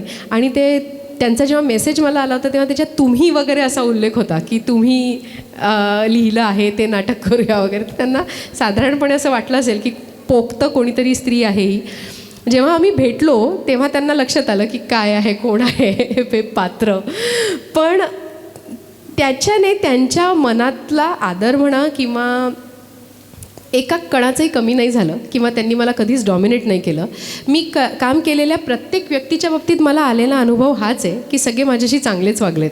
म्हणजे आनंद इंगळे असू दे, सतीश राजवाडे, पुष्कर श्रोत्री यांच्याबरोबर मी परफेक्ट मर्डर केलं, सगळे चांगलेच वागले. असं नाटकात नाटकात असं करून चालत नाही, हो की नाही सर? स्टेजवर तुम्ही कोणाला दाबायला गेलात तुमचं वाक्यही पडणार की ते हातात हात धरून करण्याची हे आहे, ती कलाकृती आहे. त्याच्यात असं करून चालतच नाही. तुम्ही कुठल्या वाईट भावना मनात घेऊन नाटक करूच शकत नाही. टीमवर्क आहे. Teamwork, it is teamwork, fantastic teamwork it has to be. तुमच्या साऊंडवाल्याशी तुमचं छान पाहिजे, लाईटवाल्याशी तुमचं छान पाहिजे. नाही दिला त्याने तुमच्या सोलो लोकीचीवाला स्पॉट, तुम्ही काय कराल? आणि तिथे असं कोणीच कमी जास्त नाहीच आहे नाटकात. आणि म्हणूनच उत्तम टीमवर्क तुमच्या मुलांना शिकवायचं असेल तर त्यांना एकदा तरी नाटक करायला लावा, कंपल्सरी. त्याच्यात तुम्ही ते सगळ्यात छान शिकाल. आता याच्यातला महत्त्वाचा मुद्दा सांगते. त्यांचं मोठेपणा तर आहेच, पण मला एक गोष्ट लक्षात आली की तुमच्यात जर आत्मविश्वास कमी असेल तर जग तुम्हाला डॉमिनेट करतं. आणि जर तुमच्यात आत्मविश्वास असेल तर कोणीही प्रयत्नही करणार नाही तुम्हाला डॉमिनेट करायचा. आणि मी खूप सांभाळून हा शब्द वापरते, आत्मविश्वास. मी कुठेही इगो म्हणत नाही आहे, मला अहंकार नाही म्हणायचा आहे. पण आपण गल्लत कुठे करतो? आपल्याकडे सगळं असतं, आपल्याला येत असतं, पण आपण ना अतिनम्रतेच्या नादात कधीकधी स्वतःला कमी लेखतो. ते करू नका. तुम्ही स्वतःचा स्वाभिमान बाळगून, स्वतःचा आत्मविश्वास बाळगूनसुद्धा नम्र राहूच शकता. तुम्ही किती ग्रेट आहात ना, मी तुमचं सगळं काम पाहिलं आहे, बापरे मला तर भीतीच वाटते, मी कशी तुमच्यासमोर उभी राहीन. मी असं का म्हणू जर मला ती भीतीच नाही वाटत आहे? मला नाही वाटत आहे. मला माहिती आहे की आपण दोघं जर प्रयोग करू तर आपण उत्तम प्रयोग करू. आणि हा माझा अहंकार नाही आहे, हा माझा आत्मविश्वास आहे. कारण मुळात मी ते नाटक लिहिलं आहे, ते लिहिताना मला कळलं आहे की त्याच्यात मला काय म्हणायचं आहे. तर अर्धं काम तर झालं आहे ना, माझं पण झालं आहे, दिग्दर्शकाचं पण झालं आहे. आता आपल्याला एकमेकांशी चांगलं बोलून, चांगलं वागून फक्त एक चांगला प्रयोग सादर करायचा आहे. इथे गल्लत होते, मग समोरच्याला असं वाटतं की अरे ये तो वीक है, अब इसको करो डॉमिनेट. हे कॉमन आहे ना, हे कुठेही आहे, हे जगात कुठेही आहे. म्हणजे साधं स्वयंपाकघरातही तुम्ही गेल्यावर बाई गं आता ही भाजी मी कधी केलीच नाही, कशी करू म्हटल्यावर तुम्हाला ज्या सूचना यायला सुरुवात होते ना, अगं असं नसतं, अशी नसते, ती अशी चिरायची असते, काही फरक पडणार नसतो कशी चिरली तरी तिथपासून सूचना सुरू होतात. हे इतकं सिम्पल आहे. हे तत्त्व सगळीकडे लागू पडतं. If you are good at something, be confident about it that I am good at that. If somebody is best at that, have respect, but don't undermine yourself. तुम्हाला ते करायची काही गरजच नाही आहे. आपण स्वतःला अंडरएस्टिमेट करायची काही गरज नाही आहे. And then you can tread your path. मग तुम्ही हळूहळू एक एक पायरी चढतच जाता. कारण माणूस त्याच्यावरूनच जज करतो ना तुम्हाला की काय आहे काय नाही. हां, तुम्ही आता हे थोडंसं याच्यात ना एक ती खूप छान बॉर्डरलाईन आहे. ते जर असं इकडे गेलं ना अहंकाराकडे की तुम्ही मेलात, मग तुम्हाला कोणीच उभं करणार नाही. म्हणजे तुम्ही दिग्दर्शकाला हे नाही सांगू शकत की मला माहिती आहे मी लिहिलं आहे नाटक, चल मला नको सांगू. नो, तिथे तुम्हाला सरेंडर व्हायचं आहे. So you should know where to have confidence, you should know where you should have yourself respect, and you should know where you have to surrender, you have to keep quiet. जर माझा दिग्दर्शक मला सांगतोय की sorry तूच लिहिलेलं आहे नंदिनी, पण ही नंदिनी अशी नाही आहे, ही अशी आहे, तर ओके. आणि जर हे तुला करायचं नसेल तर तू दिग्दर्शक स्वतः बन आणि स्वतः दिग्दर्शन कर. एकदा जर तू त्याची धुरा तुझ्या दिग्दर्शकाच्या हातात दिली आहे तर तुला नमतं घ्यायला लागेल आणि त्याच्यात तुला कमीपणा वाटता कामा नये. सो मला असं वाटतं हेच तत्त्व घरातही असतं, संसार करताना सुद्धा, हेच तत्त्व जगात सगळीकडे असतं. So it is all about that. Perfect. एक काहीतरी पुरुष पात्र होतं, इन्स्पेक्टर नागरे घारगे. तर ते पात्र नंतर आता तुम्ही करता, तर त्यासाठी मग काय स्वतः स्क्रिप्ट लिहिलं होतं, त्यामुळे बदल काय करावे? परफेक्ट मर्डर, परफेक्ट मर्डर नाटकात आत्ता 7 तारखेला परफेक्ट मर्डर नाटकाला, नाही 21 तारखेला 7 वर्ष पूर्ण झाली परफेक्ट मर्डर नाटकाला. तर जेव्हा सुरू केलं 2018 साली, तेव्हा त्याच्यात मी मीरा मुजुमदार ही भूमिका करत होते, नायिकेची. मग त्याच्यानंतर मी प्रेग्नंट होते, मला नाटकाचे प्रयोग बंद करायला लागले. त्यानंतर प्रिया मराठे ते प्रयोग करत होती, आता दीप्ती भागवत करते. आणि तेव्हा सतीश राजवाडे ती इन्स्पेक्टरची भूमिका करायचे, इन्स्पेक्टर घारगे, जो ती मर्डर मिस्ट्री सगळी सॉल्व्ह करतो आणि हे सगळं. आत्ता जेव्हा आम्ही नाटकात काहीतरी ट्विस्ट आणूया असा विचार केला तेव्हा अचानक विजय केंकरे सर मला म्हणाले की माझी इच्छा आहे की हा इन्स्पेक्टर तू करावा. आय वॉज टेम्प्टेड, पण मला असं वाटलं की हे गंमत करतायत कारण असं नाही होऊ शकत. पण ही वॉज व्हेरी सिरियस. आणि मग मी असं ठरवलं की सतीश राजवाडे जेव्हा बोलायचे तेव्हा ते कोल्हापुरी भाषा बोलायचे. मग आलं माझं विदर्भ प्रेम उफाळून. मग मी म्हटलं आता जर का मला करायचं आहे तर मी वऱ्हाडी भाषेत बोलणार. तर आमचे लेखक जे आहेत नीरज शिरवाईकर, त्यांना मराठी भाषेचा एवढा अंग नाही आहे, त्याच्यामुळे ते म्हणाले की मग तू लिहावं तुलाच लागेल. त्याच्यामुळे मी अख्खा दुसरा अंक वऱ्हाडी भाषेत लिहून काढला, म्हणजे माझे संवाद आणि त्यानुसार. तर आणि त्याच्यात मी म्हणते पण की हे माझ्या मातीतली भाषा आहे, माय या भाषेत बोलते आणि या भाषेचा अभिमान आहे मला, असं मी म्हणते सुद्धा. कारण ते दॅट इज द हे ना चान्स, जेव्हा तुम्हाला तुमची भाषा प्रमोट करायची संधी मिळतं तर ती का सोडायची. आणि लोकांना आवडतं आहे फार.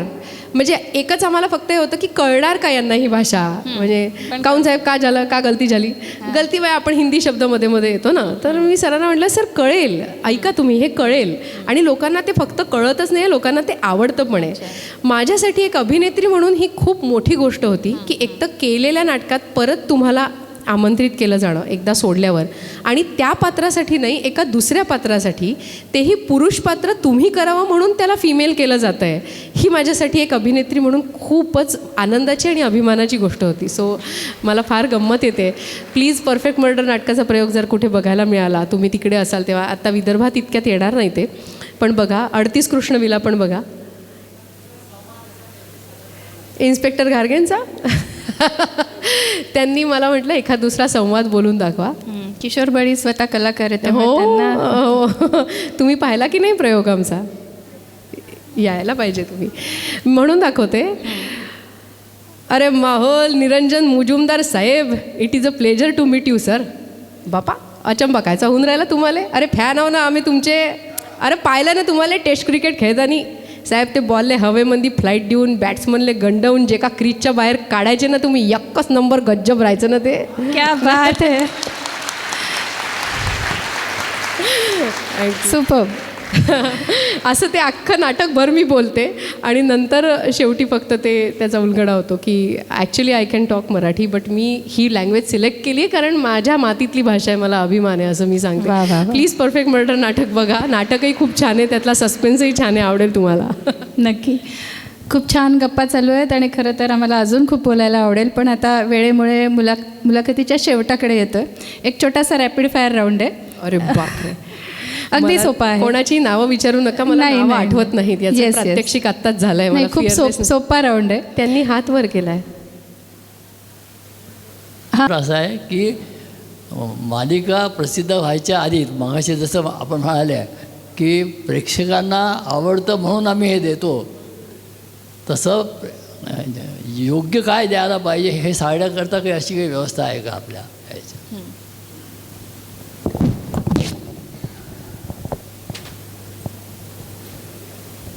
नमस्कार. तुमच्या प्रश्नाचं उत्तर देते. हो, सिनेमासाठी जसं सेन्सॉर बोर्ड असतं त्याच्यापेक्षा कैक पटीने जास्त स्ट्रॉंग सेन्सॉर बोर्ड मालिकांसाठी असतं, ज्याला स्टँडर्ड्स अँड प्रॅक्टिसेस च्या अंडरच आम्हाला लिहायला लागतं. आम्हाला हे खूप कटाक्षाने पाळावं लागतं की आम्ही काय लिहितो आहोत, काय दाखवतो आहोत. एकही अपशब्द आम्हाला वापरता येत नाही, कोणाला दारू पिताना दाखवता येत नाही, सिगरेट ओढताना दाखवता येत नाही, कारण टेलिव्हिजन घराघरात आहे. आणि त्याच्यामुळे घराघरात एखादा कॉन्टेंट जर जातो आहे तर तो काय बोलला जातो आहे, कोण बोलतं आहे, स्त्रीने काय बोललेलं चालणार नाही, पुरुष काय लिमिटपर्यंत बोलू शकतो, किंबहुना एखादा मृत्यूचा जरी प्रसंग असेल किंवा खून करण्याचा प्रसंग असेल, जसं तुमच्या लक्षात आलं असेल कधीच आपल्याला लाल रंगात रक्त दिसत नाही, एकतर ते ब्लॅक अँड व्हाईट करतात, नाही तर निळं करतात, असं काहीतरी करतात. तर मालिकांसाठी हे सेन्सॉर बोर्ड खूप खूप खूप जास्त काटेकोर आहे आणि त्याची खूप मोठी किंमत मोजावी लागते जर तुम्ही त्याच्यात चुकलात तर. निर्मात्याला पण खूप मोठा दंड भरावा लागतो, चॅनललासुद्धा खूप मोठा दंड भरावा लागतो. कैक वेळेला ज्या कलाकाराच्या तोंडी ते वाक्य गेलं आहे त्याच्यावरसुद्धा केस होते, कारण मग ते सगळं शोधलं जातं की हा कलाकार हे बोलला आहे की हे डायलॉगमध्ये लिहिलं होतं की हे काय झालं आहे. कारण जर डायलॉगमध्ये नसेल आणि कलाकार मनाने बोलला असेल तर मग तो दंड त्याला भरायला लागतो. त्याच्यामुळे आम्ही जे काही स्क्रिप्ट्स लिहितो ते सगळ्या मेलवर असतात, ते सगळ्या ऑन रेकॉर्ड असतात. तर खूप कटाक्षाने हे पाळलं जातं. दुसरं तुम्ही विचारलं की काय दाखवलं जावं याच्यावर, तर हो, मी सांगितलं त्याप्रमाणे एक रिसर्च टीम असते आणि ती टीम जागोजागी वेगवेगळ्या पद्धतीने जाऊन त्यांचा रिसर्च करत असते आणि हे समजून घेण्याचा प्रयत्न करत असते की आता प्रेक्षकांना, म्हणजे पुन्हा मी एकदा सांगते, मालिका बघणाऱ्या प्रेक्षकांना काय रुचणार आहे, बघायला काय आवडणार आहे. आणि फक्त मालिकेच्या सुरुवातीलाच नाही, मालिका सुरू झाल्यावर दर महिन्याला हा रिसर्च सुरू राहतो. कारण त्या महिनाभरात बऱ्याच पात्रांचा एक प्रवास झाला असतो. मग पुन्हा रिसर्च केला जातो की अमुक एका पात्राचा प्रवास आता तुम्हाला आवडतो आहे का, कोणतं पात्र तुम्हाला जास्त आवडतं आहे, हे पात्र आवडणार आहे की नाही आवडणार आहे, कथानकातलं नेमकं काय आवडतं आहे, आणि त्यानुसार पुढची कथा बांधली जाते. तर हा सगळा रिपोर्ट जो असतो तो लेखकांना दर महिन्याला दिला जातो की आता प्रेक्षकांचं असं म्हणणं आहे, मग आता तुमची कथा काय आहे, पण त्याच्यानुसार ती बदलावी लागू शकते कारण प्रेक्षकांचं हे म्हणणं आहे. आणि ही रिसर्च टीम खूप मेहनत घेऊन ते काम करत असते आणि त्यांचा रिसर्च बरोबर असतो. म्हणजे त्याला तुम्ही असं बाजूला करून नाही चालत की नाही तुम्ही हे सांगताय तरी मी असंच लिहिणार, तर मग तू सिरियल लिहू नको, असं असतं ते. कारण लिहावं तर याच पद्धतीने लागणार आहे. सो ते असतं, दोन्ही गोष्टी असतात. येऊया रॅपिड फायरकडे. अगदी सोपं आहे. हां. अभिनय करायचा असेल तर प्राधान्य कशाला, नाटक की मालिका? अरे अरे अरे, कात्रीत टाकणारा प्रश्न आहे. आवडीसाठी नाटक, पैशांसाठी मालिका. Good answer. आणि जर लिहायचं असेल तर मालिका लेखन की नाट्यलेखन? सेम उत्तर. बरं. नाट्यलेखनामध्ये जर विषयाचा म्हणजे चॉईस दिला तर सस्पेन्स थ्रिलर लिहायला जास्त आवडेल की सामाजिक विषयावर? सामाजिक. अच्छा. सामाजिकपेक्षाही नातेसंबंधावर. मला फार सोशल लिहायला नाही आवडत, काही नाही होत सोशल लिहून, काही उपयोग नसतो. नातेसंबंधांवर लिहावं, दॅट इज इटर्नल. गुड.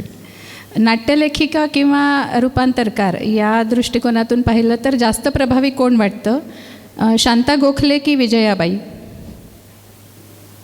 अरे बापरे. शांता गोखले.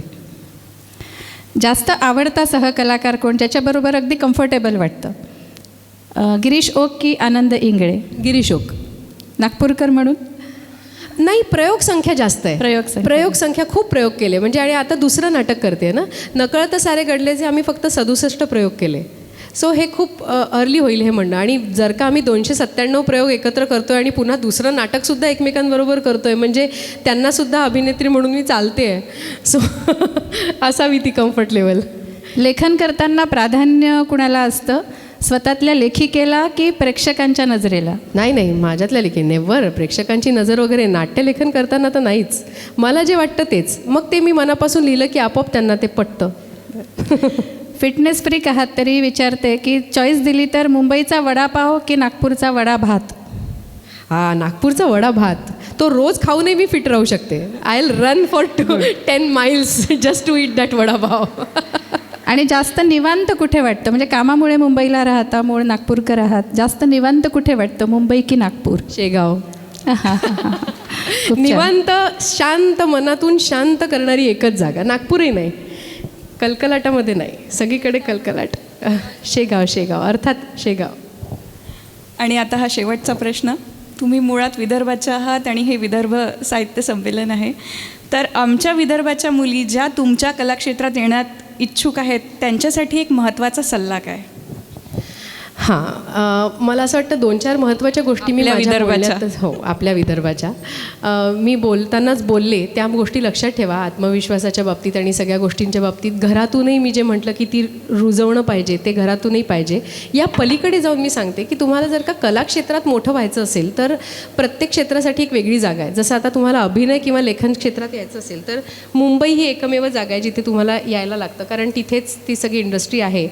पण तिथे आल्यानंतर ना 3 P लक्षात ठेवायचे: पेशन्स, पर्सिस्टन्स आणि प्रिझर्वरन्स नाही म्हणू शकत आपण, प्रोफेशनलिझम. आपण याच्यात खूप मागे आहोत. म्हणजे इथे जितकं मी वेळेचं महत्त्व पाहिलं आहे तितकं मी विदर्भात इतरत्र कुठेही पाहिलं नाही, नागपूरलासुद्धा नाही. आपण आत्ता जे वेळेला धरून चाललो आहे सगळं वेळेवर सुरू होतं आहे. या 3 P'ला लक्षात ठेवा, कारण तिथे मुंबईला आल्यावर ना तुम्ही इथे तुमच्या, म्हणजे आता समजा आपण शालेय पातळीवर इथे बोललो तर या स्पर्धेत आणि सगळीकडे मग तुम्ही स्टार होता तुमच्या भागात आणि सगळं तुमच्या मनाप्रमाणे होत राहतं. मुंबई अफाट आहे आणि तिथे गेल्यावर इतके चॉईसेस आहेत त्यांच्याकडे आणि तुम्ही कोण हे त्यांना मुळात माहीत नाही ना, तर ते कोण हे कळण्यासाठी तुम्हाला करत राहावं लागेल ना काम, प्रयत्न, मिळेल ते काम, पडेल ते प्रयत्न सगळे करायचे, वाममार्गाने अजिबात जायचं नाही. आणि हे सगळं करत करत करत कुठेतरी असं होतं की तुम्हाला असं वाटतं की आपण आता बस झाला, आता परत जाऊया, आता नाही होणार काही माझं. तोच क्षण आहे जेव्हा तुम्हाला हे सांगायचं आहे की नाही आताच होणार आहे. ओके, कधी कधी तो एक शेवटचा घण मारून आपल्याला सगळं मिळणार असतं, तेच न मारता आपण परत जातो. तर ते करू नका. खूप पेशन्स ठेवा, खूप पेशन्स, कारण Mumbai is the city of patience. पण एकदा मिळायला लागलं ना की मिळतं. आणि या क्षेत्रातनं तुम्हाला सतत मेहनत करावी लागते स्वतःवर आणि तुमच्या कलेवर सुद्धा. म्हणजे इथे तुम्ही कितीही नाटकात काम केलं असलं तरी तिथल्या नाटकाची पद्धतसुद्धा वेगळी आहे, तिथल्या कामाची पद्धतच वेगळी आहे. मुळात 9 वाजताची वेळ ही 9 वाजताचीच असते तिथे, कारण तिथे 8:03ला लोकल सुटते, तिथे 8:07ला ती चर्चगेटला पोहोचत असते. आणि हे तिथे होतं रोज की तुम्ही लोकलवरती घड्याळ लावू शकता. अशा वेगात जर तुम्ही, म्हणजे आपण कुठूनही, माझा हा प्रॉब्लेम झाला म्हणून मी स्वानुभवावरून सांगते, नागपुरात तुम्ही 10 मिनटात कुठेही पोहोचता ना, अकोल्यातही तुम्ही आपल्या स्कूटरवर बसलं 10 मिनटात आपण पोहोचतो. आणि मुळात 9 वाजताची तालीम म्हणजे ती 9:30ची असते. तर असं तिथे नसतं. तिथे 9 हे 9च असतात, कारण 9:30ला लोकांना जाऊन दुसरीकडे जायचं असतं कामाला. तर त्याच्यामुळे तिथल्या वेगाशी तुम्हाला स्वतःला आधी यूज टू करायला लागतं, तिथले डायनामिक्स समजून घ्यायला लागतात. तिथे रडून नाही चालत, बापरे मी कशी लोकलमध्ये जाऊ, बापरे तर मला तर चढताच येत नाही. मग तू चढणं शिक लोकलमध्ये, आधी 1 महिना त्याचं ट्रेनिंग घे, कारण तू रडत बसलीस तर तुला घरी जायला लागेल, मग तुला नाही इथे अभिनेत्री होता येणार. माधुरी दीक्षित पण लोकलनी जाते, कारण लवकर पोहोचण्याचा तोच एक उपाय असतो. फार तर तिच्या बोगीमध्ये कोणाला चढू देत नाही तेव्हा, पण लोकलच लागणार, तुला चढायला लागणार लोकलमध्ये, तुला जेटीने प्रवास करायला लागणार. सो या सगळ्या गोष्टी, मीन्स ऑफ ट्रान्सपोर्ट, हे तुम्हाला यूज टू व्हावं लागेल. आणि सगळ्यात म्हणजे ह्या सगळ्या, तरीसुद्धा मी म्हणते नंतरच्या गोष्टी, आधी तर तुम्ही स्वतःला विचारा की तुम्हाला खरंच हे करायचं आहे का. जर का तुम्हाला त्याचं उत्तर हो मिळालं ना तर आणि तरच घराच्या बाहेर पडा, नाही तर पडू नका. कारण विलपॉवर असेल ना तर हे सगळे काही सांगायची गरजच नाही. मला हे करायचं आहे आणि मला हेच करायचं आहे, हे जर का तुम्ही मनाशी बांधून घराच्या बाहेर पडलात तर मग तुम्ही रडणारच नाही ना. तुम्हाला नाही खायला मिळालं काय प्रॉब्लेम आहे, you are okay with it. तुम्हाला फक्त वडापाव खायला लागतो दर महिन्याला, okay, you will be happy, कारण तुम्ही तुमच्या गोलसाठी प्रयत्न करत असाल. माणूस रडतो केव्हा, जेव्हा कुठेतरी त्याला मनात पटत नसलेला तो करत असतो ना. सो घराच्या बाहेर पडण्याआधी किंवा आईवडिलांशी भांडण करण्याआधी शांतपणे शेगावला या, आनंद विहारमध्ये शांत बसा एका बाकड्यावर आणि शांतपणे स्वतःला विचारा की बाबा रे, खरंच मला हे करायचं आहे का. माझी बेस्ट फ्रेंड करते आहे म्हणून नाही, माझा बॉयफ्रेंड करतो आहे म्हणून नाही, मला कोणीतरी सांगितलं म्हणून नाही, मला काय हवं आहे. आत्ता जसं आपल्या मनोगतात ते म्हणाले की अरे मी रमते आहे ना स्वयंपाक करताना, रमते तर मी रमते आहे ना, गरज काय आहे मला बाहेर पडायची. मग खरंच तुम्ही जर तिथे रमणार असाल ना तर ते करा आणि फक्त तेच करा जे तुम्हाला हवं आहे, नाहीतर तुम्ही बिग टाईम फेल व्हाल आयुष्यात. कारण हे सगळं झालेलं आहे माझं करून. मला केमिस्ट्री विषयात कधीच डॉक्टरेट करायची नव्हती, मला केमिस्ट्री कधीच नव्हतं करायचं, मला बायोटेक्नॉलॉजी करायचं होतं. I ended up with chemistry, पण मी ती केली प्रक्रिया पूर्ण, कारण मी तो ध्यास घेतला होता की मला डॉक्टरेट पूर्ण करायची आहे, मला PhD घ्यायची आहे. मी खूप सिन्सिअरली केलं, पण ती प्रक्रिया मी तितकी एन्जॉय नाही करू शकले, कारण ते माझं कॉलिंग नव्हतं. मी 38 कृष्णविला खूप छान मनापासून लिहिलं, कारण ते माझं कॉलिंग होतं. सो जेव्हा तुम्ही तुमच्या कॉलिंगला फॉलो कराल ना तेव्हा तुम्हाला हे काहीच करायची गरज नाही. तरी यदा कदाचित जर तुम्ही स्वतःलाच खोटं उत्तर दिलं आणि तुम्ही आलातच मुंबईला, तर प्लीज प्लीज प्लीज पेशन्स ठेवा आणि मुख्य म्हणजे स्वतःचा इगो बाजूला ठेवा. तिथे तुम्हाला कोणाला पडली नाही की तुम्ही काय आहात. त्यांच्याकडे तुमच्यासारखे 1000 नाही, लाख आहेत, लाख. दिवसाकाठी त्यांच्याकडे लाख लोक येतात. त्याच्यामुळे तुम्ही कोण आहात, तुम्ही लई तुमच्या अकोल्यातले तोप आणि नागपूरचे तोप, तुम्हाला कोणी नाही विचारत तिथे. You have to prove yourself with your talent, and once you prove it they will take you in their fold. Then there is no looking back. So ego बाजूला ठेवा. इगो असेल तर घरातच थांबा, मग तुम्ही जगात कुठेच जाऊ नका. माझं तर म्हणणं आहे, कलाक्षेत्रात काय कोणत्या क्षेत्रात जाऊ नका, कारण तुम्ही तोंडावरच पडाल. त्याच्यामुळे ह्या 2-3 गोष्टी आहेत त्या लक्षात ठेवा आणि मेहनतीला घाबरू नका. आज अमिताभ बच्चनसुद्धा मेहनतच करतो आहे अजूनही. या वयातसुद्धा तो माणूस 12 तासांची शिफ्ट करतो आहे. तितक्याच मेहनतीने तो कौन बनेगा करोडपतीची स्क्रिप्ट पाठ करतो आहे, तितक्याच मेहनतीने सकाळी उठून तो मेकअपला बसतो आहे. मेहनतीला दुसरा तोड नाही. There are no shortcuts to success, just remember that. So मेहनत करावीच लागते. आणि एक खूप महत्त्वाची गोष्ट मला प्लीज सांगायची, 2 महत्त्वाच्या गोष्टी आहेत. ज्योतिषाच्या मागे जाऊ नका. ज्योतिष वगैरे काही नसतं. तुमचा भाग्योदय 2026मध्ये आहे नाही, तुमचा भाग्योदय तुमच्या हातात आहे. तुम्हाला करायचं असेल तर आज होईल, तुम्हाला आळस असेल तर उद्या होईल, पण तो तुमच्या हातात आहे. त्याच्यामुळे त्याच्या आहारी जाऊन हे खडे गोटे हातात अंगठ्या बिंठ्या हे प्लीज करू नका. त्याच्याने काही होत नाही. एक श्रद्धास्थान आपल्या मनात ठेवा. कोणीही असू शकतं, गणपती, शंकर, आपले गजानन महाराज, कोणीही. त्यांच्यासमोर नतमस्तक व्हा. श्रद्धा ठेवून आपल्या कामावर श्रद्धा ठेवा, बस. दुसरी महत्त्वाची गोष्ट, प्लीज प्रेमात पडू नका. त्याच्याने खूप वेळ वाया जातो. तुम्ही खूप काम करू शकता तेवढ्या वेळात, त्याच्याने खूप वेळ वाया जातो. म्हणजे बाकीचं सगळं सोडा, हार्टब्रेक वगैरे. म्हणजे सॉरी, मी शाळेच्या व्यासपीठावरून हे बोलते आहे, खूप जबाबदारीने बोलते, because I am a parent also. पण इथल्या मुलांना हे कळायला पाहिजे की त्याच्याने खूप वेळ वाया जातो. आणि मी काय म्हणते हे तुम्हाला थोडं मोठं झाल्यावर कळेल. तुम्ही हे जे सतत टेक्स्टिंग करताना, म्हणजे मी जेव्हा JEEला शिकवायचे मुंबईत गेल्यावर, तेव्हा तिथे माझ्या वर्गात मी जीव तोडून केमिस्ट्री शिकवते आणि या मुलांचे मोबाईल्स सुरू असायचे, एकमेकांना टेक्स्टिंग. कितने बजे वडापाव, कितने बजे कॅफे, कितने बजे CCD, काय गरज आहे याची? तुम्ही अभ्यास करा, हे अभ्यासाचं वय आहे. एक गोष्ट लक्षात ठेवा, 15 वर्ष ते 25 वर्ष ही तुमच्या जडणघडणीची वर्ष आहेत. या वयामध्ये तुम्ही ज्या गोष्टीवर स्वतःचं लक्ष केंद्रित कराल ते ठरवेल की तुम्ही आयुष्यात पुढे काय करणार आहे. तुम्ही जर का त्या वयात वेळ वाया घालवला तर तुम्ही तुमचं आयुष्य वाया घालवाल. तुम्ही काहीच नाही करू शकणार आहे पुढे आयुष्यात. त्याच्यामुळे वयवर्ष 15 ते वयवर्ष 25 प्लीज प्रेमात पडू नका. आणि नंतर लग्न करायला घाबरू नका 25चे झाल्यावर. त्याच्यानंतर तेच करायचं वय असतं, ते करा. त्याच्यानंतर उगाचचे टँट्रम्स करू नका की मला ना लग्नच नाही करायचं, I don't want to get married.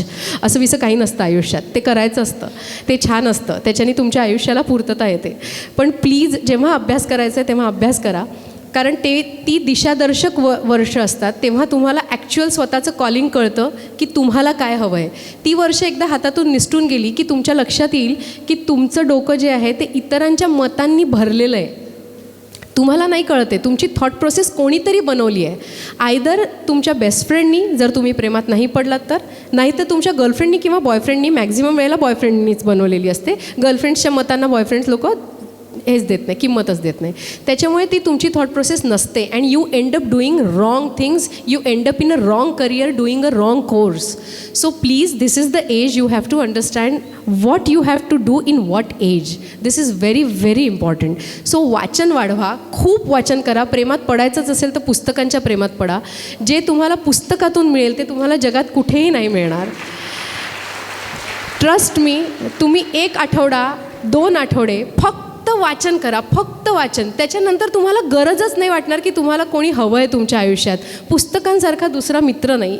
You can enjoy everything. जग तुमच्या मुठीत आहे असं वाटायला लागेल. त्याच्यामुळे please fall in love with the books if at all you want to fall in love with. And fall in love with yourself. Love yourself. Love a lot. काळजी घ्या स्वतःची, मेंटल, इमोशनल आणि physical पण. सगळे शब्दशः तहानभूक हरपून सगळं ऐकतायत, पण आयोजक म्हणून आम्हाला त्यांच्या भुकेचीही काळजी घ्यायची आहे. आणि म्हणून केवळ नाईलाजाने आपण या आपल्या खूप रंगलेल्या गप्पा थांबवतो आहे. मी आयोजकांच्या वतीने, म्हणजेच विदर्भ साहित्य संघाच्या शाखा अकोलाच्या वतीने, समृद्धी मॅडम आणि माझ्या वतीने आणि सर्व प्रेक्षकांच्या वतीने खूप मनापासून आभार मानते. अकोल्याशी जुळलेला जो अनुबंध आहे तो असाच वृद्धिंगत होवो या सदिच्छा व्यक्त करते. आणि तुमच्या कला प्रवासाला शुभेच्छा देते की तुम्हाला अजून खूप वर जाताना आम्हाला बघायला आवडेल. Thank you so much. Thank you. Thank you.